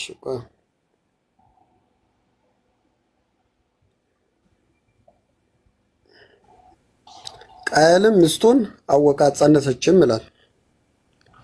ወይንም ወለደች። ወደ ላይ ፈልግ። ከዚህ ወደ ላይ ከ17 ወደ ላይ ቃየል ከየት አምጥቶ ነው ያገባው? ከምን ጋር ነው? ከሰው ጋር። ቃየልም ከእግዚአብሔር ፊት ወጣ፣ በኤዶም አንጻር ባለችው ኖድ በምትባል ምድርም ኖረ ይላል። የኔ ጥያቄ ቃየል ሚስቱን አወቀ ጸነሰችም፣ ሄኖህንም ወለደች ይላል አይደል? ቃየል ይህችን ሚስቱን ከየት አምጥቶ ነው ያገባት? ከየት አመጣት? እዚህ ላይ አልተጻፈም። ታዲያ ከየት አምጥቶ አገባት? ይኸው ሚስት በሌለበት ሚስት አገባ እያለ ነው። ስለዚህ የሆነ የተዘለለ ታሪክ አለ ማለት ነው። እንዲህ ከሆነ ወደ ፍልስፍና እንሄዳለና ታዲያ ቃየል ማነው? ቃየል ሚስቱን አወቃት። ቃየል መወለዳቸውን ከተናገረ በኋላ አቤልና ቃየል ተወለዱ አይደል? አቤልና ቃየል ከተወለዱ በኋላ ቃየል ታዲያ ማንን ያገባው? እኮ ወደ ፍልስፍና ልትሄድ ነው። መጽሐፍ ቅዱስ ላይ አይደለም። ይሄ ጥያቄ እኮ ነው፣ ጭንቅላት ያለው ሰው የሚጠይቀው ጥያቄ እኮ ነው አባቴ። እኮ የለም እዚህ ላይ እንትናን አገባት ወይም እህቱን ወይም የአክስቱን የአጎትን ልጅ የሚል የለም። የአክስት ልጅ ከየት ይመጣል? አዳምና ሔዋን እህት አላቸው እንዴ? የአዳምና ሔዋን ልጆች እኮ ናቸው እኮ። እኔም እኮ እያልኩ እኮ ነው። እዚህ ላይ ምንም የምገልጽ ነገር የለም። ውሸት ነው ማለት ነው። እንዴት እንመለስ አይደል? እኮ ምንም የለማ እዚህ ላይ የሚልህ ነገር የለም እኮ ምንም የለም ሳይሆን ይኸው ወሴት በሌለበት አገባና ወለደ እያለ ነው። ስለዚህ አሁን በሚስቱ ቀንቶ ነው ልትል ነው ወይስ መጽሐፍ ቅዱስ ያለውን በመስዋዕቱ ምክንያት ቃየል በአቤል ገደላ ልትለውን ልትቀበል ነው? መች ተወለደች? ምድር ላይ የነበሩት አዳም፣ ሔዋን፣ አቤል እና ቃየል ከነበሩ እሱን አንተም ትመራመራለህ፣ እኔም እመራመራለሁ። እሺ ሁላችንም እንመራመራለን። ለምን ትመራመራለህ? ንገረኝ እንጂ ለኔ መልስ ስጠኝ። ከተጻፈው ውጭ ካነበብን እኮ ምርምር እኮ ነው። ስለዚህ ዝም ብሎ ሚስት ትፈጥራለት ነው ትወልዳለት ነው ከየት መጣ ነው? እሺ ከተጻፈው ውጭ የምታምን ከሆነ ምርምር ነው ወይስ አይደለም? ትንሽ ጠይቆ ኤርሚ ቆላሲያስ 2 ላይ ለምን ቆላስ አይደለም? ኖ ቆላሲያስን ለምን ትሄዳለህ? አረ ቆላሲያስ ላይ ከተጻፈው አሁን ቃል በቃል አሁን ለምሳሌ የተጻፈው ከየት መጥቶ ነው የተጻፈ? ዝም ብሎ ማን ጻፈው? ይሄንን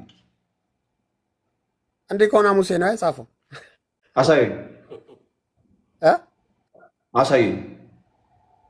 ኦሪትን የጻፈው ሙሴ ነው ብለን ነው የምናምነው። ማለት ምን ማለት ብዬ ነው? የቱ ጋር ነው የተጻፈው?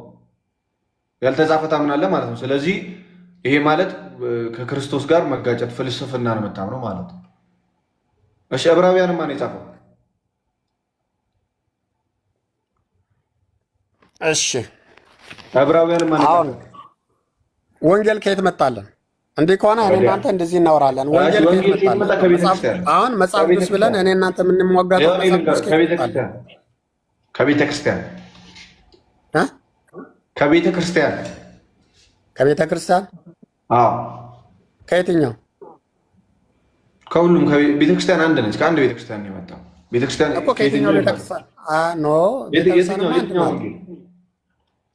አዎ አይ ቤተ ክርስቲያን አንድ ናት። ቤተክርስቲያን ማለት ክርስቲያኖች ተሰብስበው የሚያመልኩበት ማለት ነው። ቤተ ክርስቲያን እኮ የትኞቹ ክርስቲያኖች? እውነተኞቹ ክርስቲያኖች አይደል? ይሄኛውን የምታውቀው አሁን ቃየል ሚስቱን አወቀ የሚለውን አብርሽ የሚለው እንደ ፈላስፋ ያደርጋል። እውነተኛ ቤተ ክርስቲያን እንትና ተብሎ የተጻፈውም ሲጠየቅ መልሱ ሁሉም ብራዘሪ።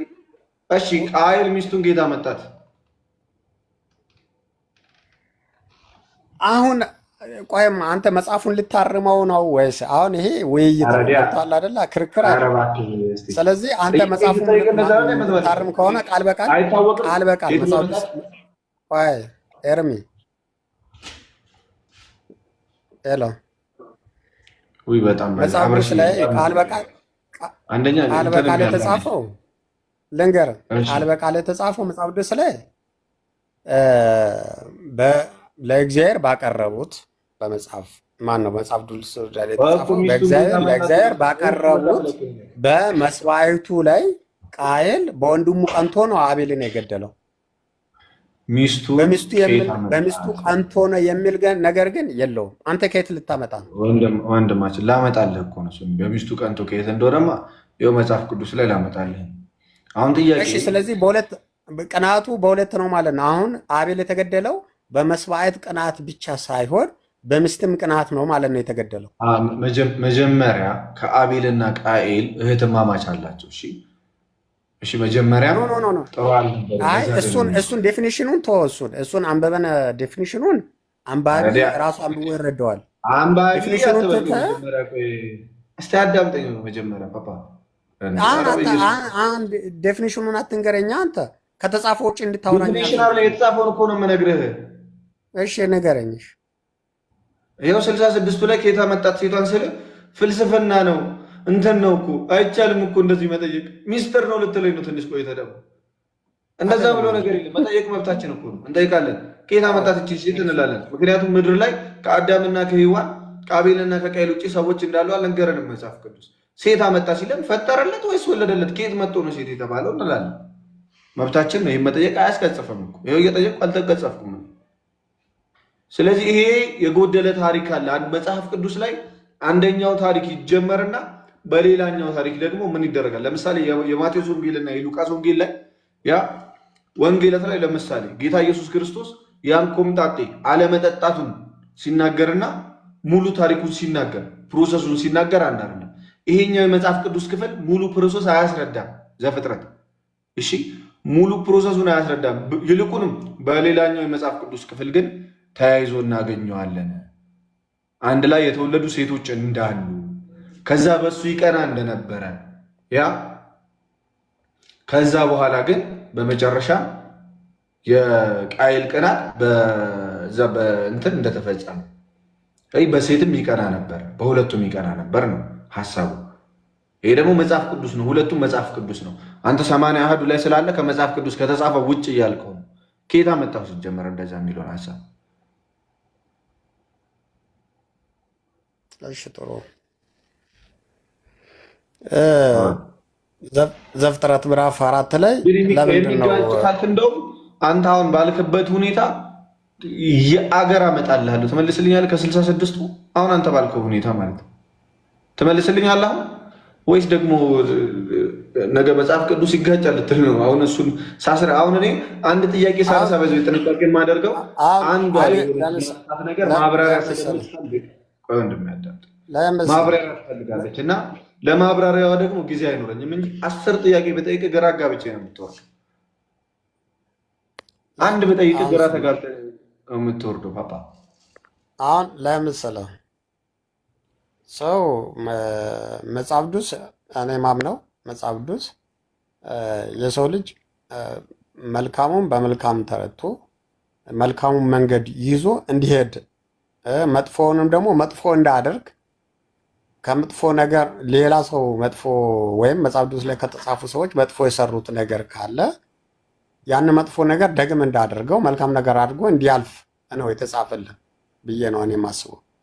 ስለዚህ ያ ነገር መልካም የተጻፉልን ነገሮች ሁሉ ለእኛ መዳኛ እንድንድንበት ነው የተጻፈው ብዬ ነው የማስበው። እንድንድንበት ከሆነ አውራምባና ቆቦ ያደረገ አይደለም። እንድንድንበት ከሆነ እኔ ዋና ታርጌት የገባሁበትም ራሱ ለምሳሌ 66ቱ መጽሐፍ ይጋጫል። አሁን ባልከው መንገድ ይጋጫል ብለህ ታምናለህ? እኔ መጽሐፍ ቅዱስ ላይ አሁን ያዝኩት 81 አያዱ አለ ከ66ቱ አሁን ባልከው መንገድ መጋጨት እንደዚህ ከሆነ የሚጋጭ ላውጣና ልንገርህ፣ ከዛ ትመልስልኛለህ? ትጠይቀኛለህ? ትመልስልኛለህ? ከዛ ትመልስልኛለህ ወይ? ጠይቀኝ። እሱ መማማር አይደለ? መማማርማ ገና አሁን አንተን ከጠየቅኩማ እኮ ከታች እኮ ብዙ ሰው አለ እነሱን ለማስረዳት ቁጭ ልልን እኮ። ስለዚህ ሜቢ ያንን እንትን ካላልክ መማማር ነው እና እንቀጥላለን። እኔ እናንተ እሺ እንቀጥላለን። እሺ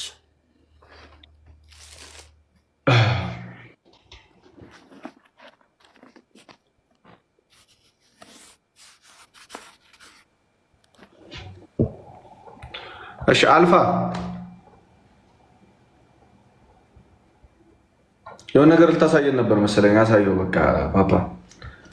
እንትኑን ላሳየህ እኮ ነው። ይሄ የቅድሙንም መልሱን ሜቢ ሆነ ባይዘው መቶ ልልሃለሁ እንደዚህ አይነት እንትን የሚባል ሻዋል አረ በጣም አለ።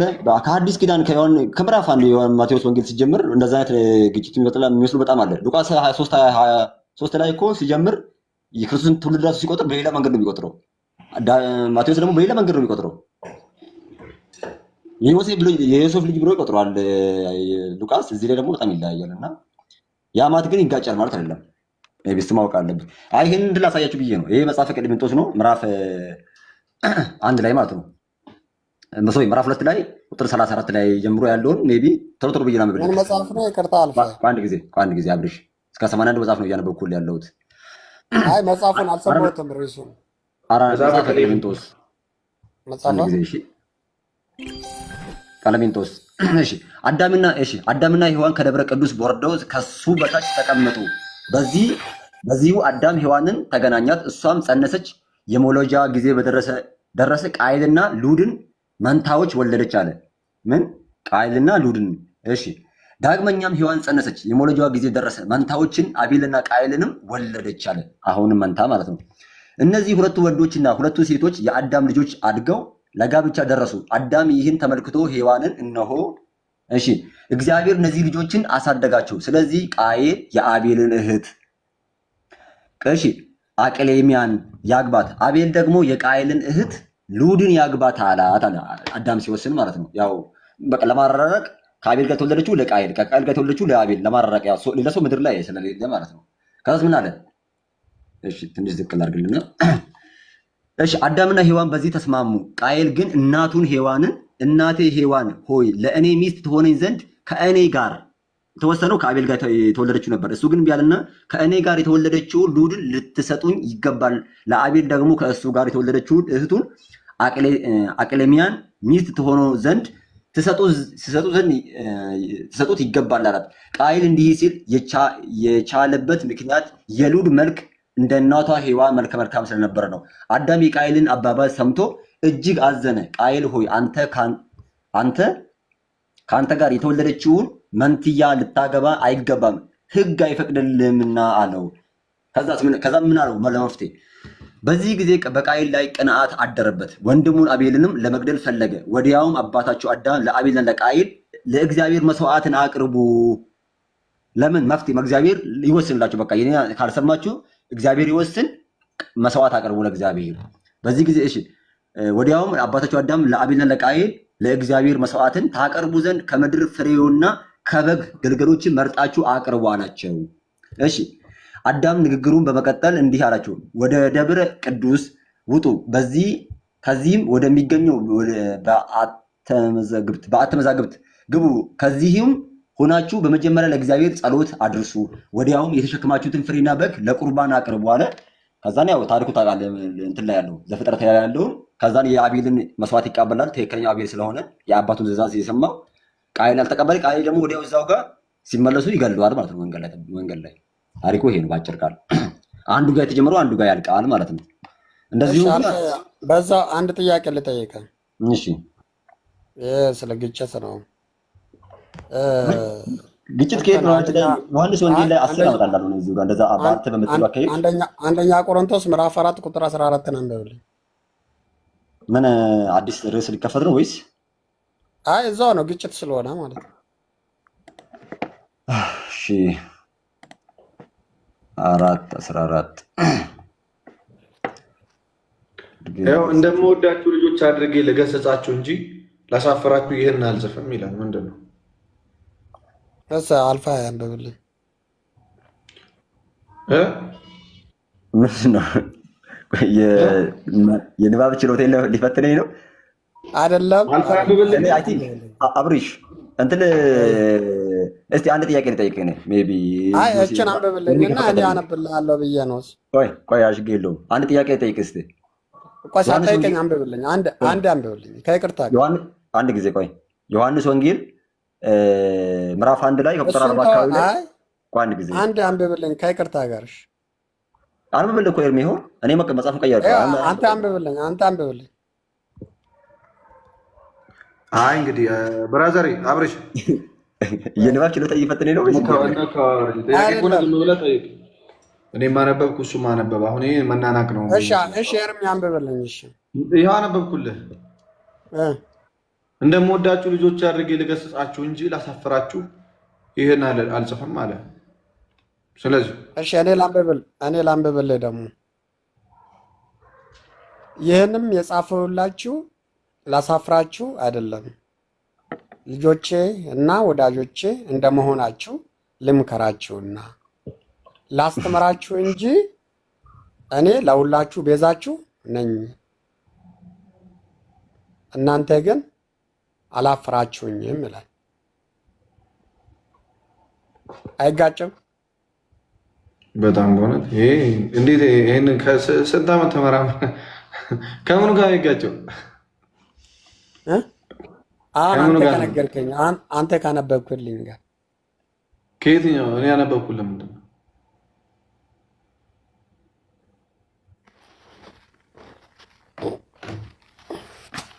አሁን ያነበብክልኝና ይሄኛው አንድ ነው ሐሳቡ?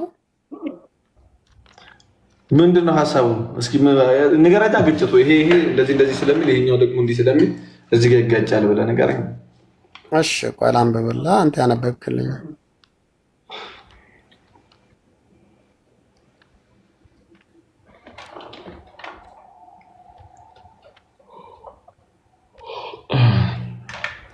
እሺ ላንብብልህ አንተ ያነበብክልኝም ማለት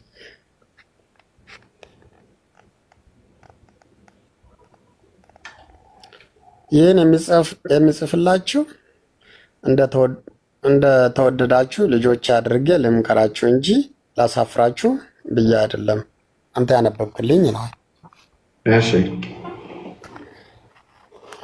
ከዛ በፊት ደግሞ እኔ ያነበብኩልህ ከዚህ በፊት ይህንንም የጻፍሁላችሁ ላሳፍራችሁ አይደለም ልጆቼና ወዳጆቼ እንደመሆናችሁ ልመክራችሁና ላስተምራችሁ ነው እንጂ እኔ ለሁላችሁ ቤዛችሁ ነኝ ይላል። ስለዚህ የቱ ጋር ነው የተጋጨው? ለሁላችሁ ቤዛችሁ ነኝ የሚለው ለሁላችሁ ቤዛችሁ ነኝ ማለት ነው። ምን ማለት ነው? ለሁላችሁ ቤዛችሁ ነኝ ማለት ቤዛ ማለት ምን ማለት ነው? አረ እየጠየቅኩ ምን ልሰጠህ ይገኛለህ? ምንድን ነው ቤዛ? ማን ነው ተናጋሪው? ጳውሎስ። እሺ ጳውሎስ ቤዛችን ነው እንዴ? ጳውሎስ ቤዛችሁ ነኝ እና ይላል ነው እና እዚህ ላይ ያላለው እኮ ቤዛችሁ ነኝ ነው የምለው እኮ። ቤዛችሁ ነኝ የሚለው ነው ጥያቄው። ስለዚህ ምንድን ነው ቅር ያለህ ነገር? ቤዛ መሆኑ ምንድን ነው ቅር ያለህ? ቤዛ መሆኑ ከክርስቶስ ጋር ቤዛ። አሁን ክርስቶስ ቤዛችን ነው። እሺ ሐዋርያት ሥራ ምዕራፍ 7 ላይ ክርስቶስ ቤዛችን ስለሆነ ከክርስቶስ ቤዛነት ጋር አይጋጭም ወይ? ሐዋርያት ሥራ ምዕራፍ 7 ላይ ሐዋርያት ሥራ ምዕራፍ 7 እሺ ከቁጥር 35 አንብበው።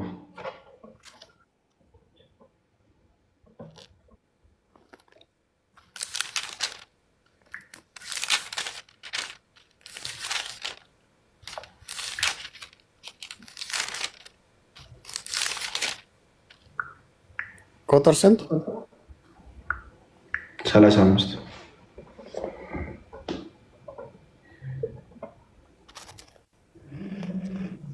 በእኛ ላይ አለቃና ፈራጅ ማን አድርጓል የሚለው ቀጥላም በችግር የለም። በእኛ ላይ አለቃና ፈራጅ ማን አድርጓል ብለው የካዱትን ያን ሙሴን በቁጥቋጦ መካከል በታየው መልአኩ እጅ እርሱን መልእክተኛና አዳኝ አድርጎ እግዚአብሔር ላከው። አቤት አቤት ድገመው እስኪ። ብለው የካዱትን ያንን ሙሴን በቁጥቋጦው መካከል በታየው በመልአኩ እጅ እርሱን መልእክተኛና አዳኝ አድርጎ እግዚአብሔር ላከው። አዳኝ ነው የሚለው እሱ ጋር። እሺ ጴንጤዎች ቤዛ ብለው ነው የሚተረጉሙት። የጴንጤዎችን መጽሐፍ ነው ያዝኩት እኔ። ሹምና ፈራጅ ቤዛ ብለው ነው የሚናገሩት። ስለዚህ አሁን አዳኝ ኢየሱስ ነው። ለምንድነው አዳኝ የሚባለው? እሺ ሌላ ነው መጽሐፈ ምሳሌ ምዕራፍ 4 ከቁጥር 8 ነው። እሺ ይህንን ደግሞ ልክፈታ። በዛኛው መጽሐፍ በራስ መጽሐፍ ክፈቱ። ቤዛ ነው የሚለው አክቹዋሊ የጴንጤዎች መጽሐፍ ራሱ ላይ የመካኒስ የእምነት መግለጫ ጥምቀት ቤዛችን ነው ይላል፣ ቃል በቃል ማለት ነው። ከሞት ይቤዠናል ያድነናል ይላል። ጥምቀትን እዛ ጋር ለምሳሌ ቤዛ ብሎ ተጠቅሞታል። የመካኒስ የእምነት መግለጫ ገጽ 308 ላይ የፕሮቴስታንቶች መጽሐፍ ይዛል እጅ ላይ አለ። አብርሽ እንግዲህ እነዚያ ገዥና ፈራጅ አድርጎ የሾመው ማን ነው ብሎ የናቁትን ይህንን ሙሴ እግዚአብሔር በቁጥቋጦ ውስጥ በታየው መልአክ አማካይነት ገዢና ታዳጊ አድርጎ ወደ እርሱ ላከው ይላል። እሺ ተው በቃ መጽሐፈ ምሳሌ ምዕራፍ 4 ቁጥር 8 ላይ ሁለት መጽሐፍ ነው ያዝኩት። ሁለቱ መጽሐፍ መሰረታዊ ትርጉም ሲተረጉም የተለያየ ሊሆን ይችላል። ኤኒዌይስ ቤዛ ነው የሚለው አዲሱ። አሁን የፕሮቴስታንቶች እጄ ላይ ያለው እኔ አዲሱን ያዝኩት። ያው በቪዲዮ ላሳየህ። ክፈተው። እሺ የስንት ዓመተ ምህረት ነው? እስቲ ነው ዓመተ ምህረቱን አላየሁትም። እሺ ምሳሌ ላይ ቃል በቃል ስለምናገኘው ግድ የለም። ያው ላሳይ በቪዲዮ ከፈለክ መጽሐፈ ምሳሌ ላይ እንደምትወስኑ ትጨናነቁ። ጨለማ ነው ቤት አይታይም። መጽሐፈ ምሳሌ ምዕራፍ 13 ቁጥር 8 ላይ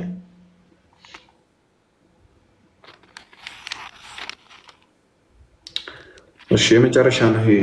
እሺ ወንድሜ መጽሐፈ ምሳሌ ምዕራፍ 13 ቁጥር 8 ላይ ግባና አንብበው፣ ራስ አንብበው። መጽሐፈ ምሳሌ ምዕራፍ 13 ቁጥር 8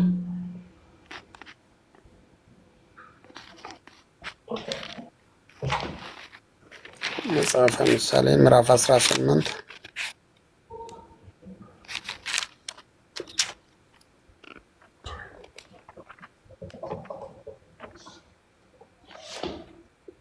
የመጨረሻ ነው ጋይስ።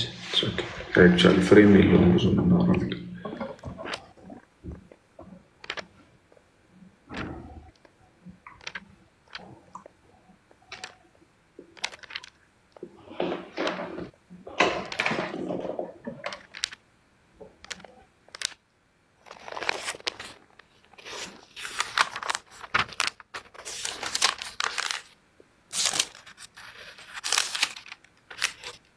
እሺ ቁጥር ስንት?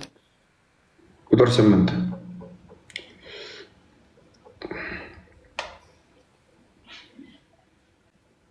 የሐሜተኛ ቃል እንደ ጣፋጭ ጉርሻ ነው ይላል።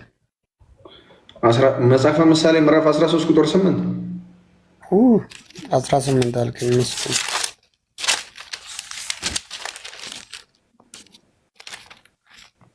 የሰው ሀብቱ ለሕይወቱ ቤዛ ሊሆነው ይችላል። የሰው ሀብቱ ለሕይወቱ ቤዛ ሊሆነው ይችላል። እንደውም እዚህ ላይ ምንድነው የሚለው? የፕሮቴስታንቶች ላይ ለሰው ነፍስ ቤዛው ሀብቱ ነው ይላል። ስለዚህ እንደው ይሄ የኢየሱስን ቤዛነት ይወስዳል።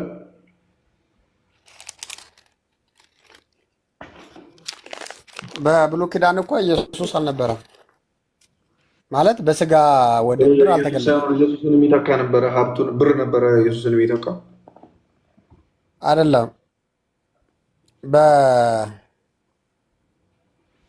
እዛኔ በምሳሌ ሲጻፍ እኮ ኢየሱስ ክርስቶስ ምድር ላይ አልነበረም የኔ ጌታ። ስለዚህ ኢየሱስ ክርስቶስን ይተካው ነበር። ይሄኛው ሀብቱ ለነፍስ ቤዛ ይሆን ነበር። ስለዚህ ኢየሱስ ክርስቶስ ሳይኖር በፊት ኢየሱስን የሚተካ ነበር። ስለዚህ በብሉይ ኪዳን ጊዜ እኮ የኢየሱስ ክርስቶስን ደም ተክቶ እኮ የእንስሳት ደም ለመስዋዕት ይቀርብ ነበር እኮ። ስለዚህ ለነፍስ ቤዛ ነው ማለት እንችላለን። ስለዚህ ፍጡር ቤዛ ይባላል ማለት ነው አይደለም? መስዋዕት የሚሆነው ስለ መስዋዕት ድሃ የሆነ ሰው እርግብ፣ አቅም ያላቸው ሰዎች ደግሞ እንስሳትን ያቀርቡ ነበር እኮ። ያ ማለት እኮ እንስሳት ለእኛ ቤዛ ሆነው ሳይሆን የኢየሱስ ክርስቶስን የመምጣቱን ጥላ ሊያሳዩን እንዲያሳዩን እንዲሆኑ ነበር እዛን ያቀርብ የነበረው ለሰው ነፍስ። ስለዚህ አሁን ይሄንን በብሉይ ኪዳን ገብተህ ደግሞ ቤዛችን ወይም ፕሮቴስታንት ወይም ደግሞ ክርስቲያን በፊት አዲስ ኪዳን ከመምጣቱ በፊት ለሰው ልጅ ብር ቤዛው ነበረ፣ ለሕይወቱ ብር ቤዛው ነበረ ብለህ ልታስተምር ነው ማለት ነው። ይሄ ስህተት ነው አስተምሮቱ ራሱ። አሁን በአንተ ጭንቅላት ነው ስህተት ትክክል የሚባለው። መጀመሪያ ይባላል ፍጡር አይባልም አልክ ቅድም። ሳመጣብልህ ደግሞ ይኸው ገንዘብ ቤዛ ነው፣ ለነፍስ ቤዛ ነው ተባለ። ገንዘብ ይሄ እኮ እኔ ቤዛችሁ ነኝ የሚለው እኮ በአዲስ ኪዳን ኢየሱስ ክርስቶስ መምጣቱንም ደግሞ ሞቶ ሲያስተምረን የነበረ ቤዛችሁ ክርስቶስ ነው ብሎ ሲያስተምር የነበረው ጳውሎስ እኔ ቤዛችሁ ነኝ ብሎ የተጻፈውን ቦታ ወይም ደግሞ እሱ አይደለም ያለው ጳውሎስ እንደጻፈ እሱ ቤዛችሁ ነበረ ብሎ ተብሎ ለማስተማር በውሸት የተጻፈውን ቦታ ነው እኔ ያሳየውክ። ስለዚህ ይሄ ከጳውሎስ አስተምሮት ራሱ ጋር አይጋጭም ወይ ነው?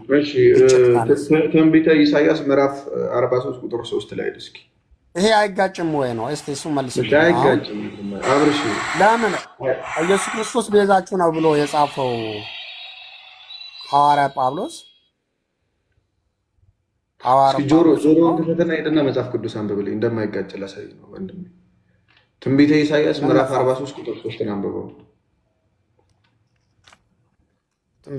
እዚህ ጋር ገንዘብ የነፍስ ቤዛ ነው ስል ምን አልከኝ? በብሉይ ኪዳን ገንዘብ ነበር፣ በአዲስ ኪዳን ኢየሱስ ነው አይደል? ትንቢተ ኢሳያስ ስንት? ቆይ 43 በብሉይ ኪዳን ገንዘብ፣ በአዲስ ኪዳን ኢየሱስ ነው ቤዛ የሰው ልጆች አላልኩም እኔ።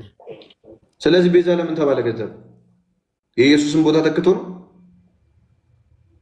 መጽሐፍ ቅዱስን እኮ በቃል እኮ አይደለም እኮ በአውዱ ነው የምትፈታው። አውዱን አንብበዋል ሙሉን? አውዱ ምን ይላል? እስኪ ንገረኝ፣ እስኪ አብራራልኝ። እኮ አንብዋ፣ ምዕራፉ ሙሉ አንብዋ። ታዲያ እኮ አንብቦ ነው ነገር እንግዲህ ይትፈቅጅላል። አንድ ሰዓት ሰጥቻለሁ። ያው ትንቢተ 43 ነው። እሺ እጅ አነባለሁ። 43ን ላንብብ። ጳውሎስን አውድ አይተሃል? ኢየሱስ ክርስቶስን ቦታ ይተካል። ቅዱስ ጳውሎስ ከኢየሱስ ጋር ተሰቅያለሁ እንደሚል ታውቃለህ? አላለም። ከክርስቶስ ጋር ተሰቅያለሁ አውዱ ይኸውና፣ አውዱን ላንብብልህ እሱን ከፈለግ። ቆይ ተሰቅያለሁ ብሏል አላለም? ቃሉን አሁን አውድ አንብበህ ነው አይደለም፣ ሙሉን ላንብብልህና መጨረሻ ላይ እኔ ቤዛችሁ ነኝ የሚለው መጀመሪያ የተጻፈውን ያፈርሳል አፈርስም የሚለውን ራስህ ትፈርዳለህ አንተ። ሙሉ አንዴ አዳምጥ። በጣም ባይዘው ከታች ያለውም ሰው በጣም ለአንተ በጣም ጥሩ ነገር እየተናገርክ እየመሰለ ነው። በጣም አሰልቺም ነው ባይዘው። አሁን ቤዛ የሚለው ቃል ትርጉሙ የኢየሱስ ክርስቶስ ሞትና ትንሣኤ ብቻ ነው ወይ? ብዙ ትርጉም ነው ያለው የሚለውን ላሳየህ ነው። እሺ አሁን ትንቢተ ኢሳይያስ በአጭሩ አሁን ረጅም ሳንጓዘ እኔ ይህን ሁሉ ልል የፈለግኩትን ልንገርህ። ማለት በመነሻ እንዳልኩ ኦርቶዶክስ የሚሆን አሁን ማጆሪቲ እስኪ አብረሽ በቃ ታይቶ በነስ በጣም ባይዘው በጣም ደወረስት ፊሎሶፈር ነው አንተ። በጣም ሃይማኖት ያላት የሆነ ነገር ብታምን ፊሎሶፈር። ኤኒዌይስ ኢሳያስ 43:3 ላይ ሂድና አንብበልኝ። እሱን ፍልስፍናውን ለቤተሰቦች ከሰሙ ንገራቸው። አብርሽ ሂድ። ይወጃለሁ 43:3 እኔ እግዚአብሔር አምላክ የእስራኤልም ቅዱስ መድኃኒትህ ነኝና ግብፅ ለአንተ ቤዛ እንድትሆን ኢትዮጵያንና ሳባን በአንተ ፋንታ እሰጥሃለሁ ይላል። እሺ፣ ስለዚህ አሁን ግብፅ በመጀመሪያ በብሉይ ኪዳን ግብፅ ነበረች ቤዛ፣ በአዲስ ኪዳን ኢየሱስ አይደል ለአንተ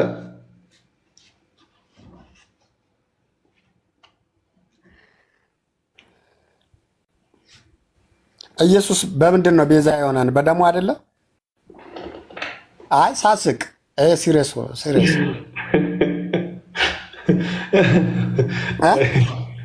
የኔን ጥያቄ መልስልኝ። መጀመሪያ የኔን ጥያቄ መልስልኝ። በብሉይ ኪዳን ግብፅ ነበረች አይደል ቤዛ? በአዲስ ኪዳን ኢየሱስ ነው።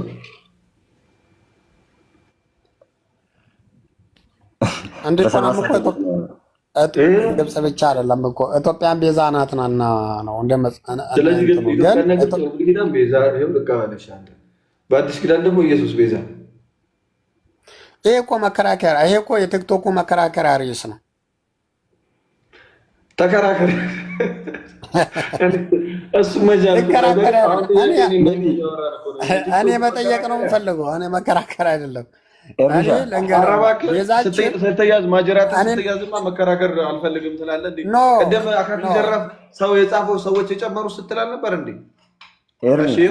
ታዲያ ኢየሱስ ይሄ ልንገረማ፣ ይሄ በአዲስ ኪዳን አሁን ለምሳሌ ለምድርም ብርም ገንዘብም ሀብትም ቤዛ ነው ልትለኝ ትችላለህ። በአዲስ ኪዳን ሐዋርያ ጳውሎስ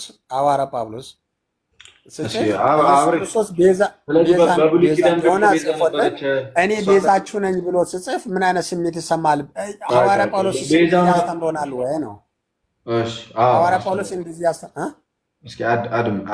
አዳምጥ መጀመሪያ ብራዘር፣ እያዳመጥኩ ነው። ሐዋርያ ጳውሎስ ቤዛችሁ ነኝ ስል አንተ ትቀበላለህ? ቤዛዬ ነው ብለህ? እቀበላለሁ።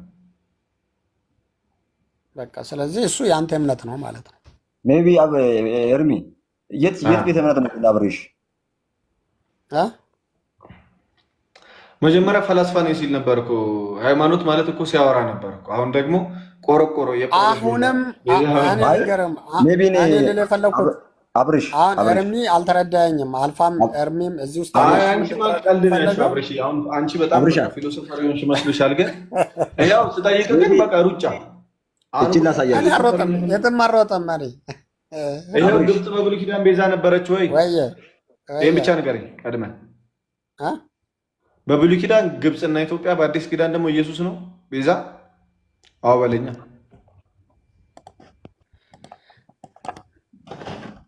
ዘውድ አልፋ እኔ ለመሰለ መጽሐፍ ቅዱስን አንድ ቁጥር አንብቤ በቃ ሚት አልክ አልፋ ቀጥል። ሜቢ ዘሁልቅ ላይ እኮ እንስሳት ራሱ ቤዛ ይሆናሉ ይላል። ለምሳሌ ለልጆች ልጅ መጀመሪያ ልጅ ለእግዚአብሔር ተቀድሳለህ። ከዛ ልጁን ከፈለከው ያው መጀመሪያ ነገር ሁሉ ለእግዚአብሔር ይሰጥ የለ አስራት። ግን ልጁን ከፈለኩ ምን ታደርጋለህ? እንስሳት ተሰጠና ወይም ደግሞ ገንዘብ ተሰጠና ምን ታደርጋለህ? ልጁን ትወስዳለህ። ከዛን ተቤዥሆ ማለት ነፃ አወጣሁ። እስቲ እኔ አሁን የመካነ ኢየሱስ ላምበልክ። ይሄ የመካነ ኢየሱስ የእምነት መግለጫ ነውና 308 ገጽ ላይ ስለ ጥምቀት ጥቅም ሲያስረዳ ክፍል 3 ክፍል 4 አለውና ክፍል 2 ላይ ይላል። እሺ ጥምቀት ምን አይነት ስጦታዎችን ወይም ጥቅሞችን ያስገኛል? መልስ የኃጢአት ይቅርታን ያስገኛል፣ ከሞትና ከዲያብሎስ ኤርሚያን ብልኝ እስቲ ይላል። ይሄ ይቤዣል ይላል። ከሞትና ከዲያብሎስ ጥምቀት ይቤዣል ብሎ ተጽፏል። ይሄው አሁን የጴንጤ ነው እንግዲህ ማን ያምኛል? አሁን የጴንጤ ሳይሆን የፕሮቴስታንት የመካነ ኢየሱስ ማለት ነው።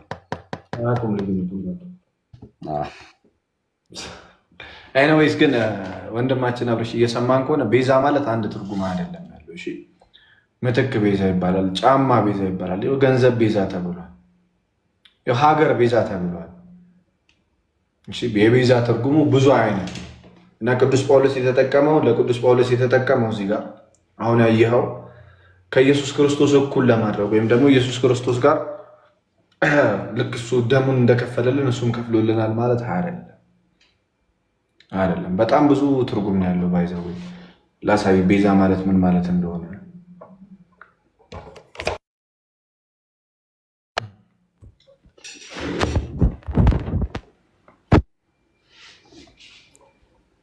ያው መድኃኒት ይሆናል። ዋጋ፣ ስለ ፈንታ፣ በቁሙ፣ ዋጋ፣ ካሳ፣ ለውጥ፣ ምትክ፣ ኃላፊ፣ ዋቢ፣ ዋስ፣ መድን፣ ተያዥ፣ ጫማ ተያለ ጫማ የሚለው ጥላ፣ ጋሻ። እኔ ለእናንተ ጋሻ ነኝ ካለ ቅዱስ ጳውሎስ ለምሳሌ እኔ ለእናንተ ቤዛ ነኝ ማለት ይችላል።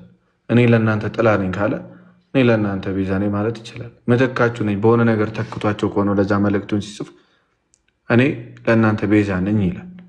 እሺ እነዚህ ሁሉ ምንድናቸው? የቤዛ ትርጉሞች ናቸው። ጫማ ራሱ አሁን ሲሊፐር እዚህ ጋር የሚታየው ይታያል። ይህ ሲሊፐር ቤዛ ነው የሚባለው። እሺ ቤዛ ይባላል። ስለዚህ ቤዛ ትርጉሙ መስቀል ላይ መሰቀል ብቻ አይደለም እና ከዛ አንጻር ነው። ለማንኛውም የሚመች ብራዘሪ ዌስት ይመችሽ። በቃ አብረሽ ሚዩት መሆንሽን ማታውቂ መሰለኝ ያወራሽ ነው።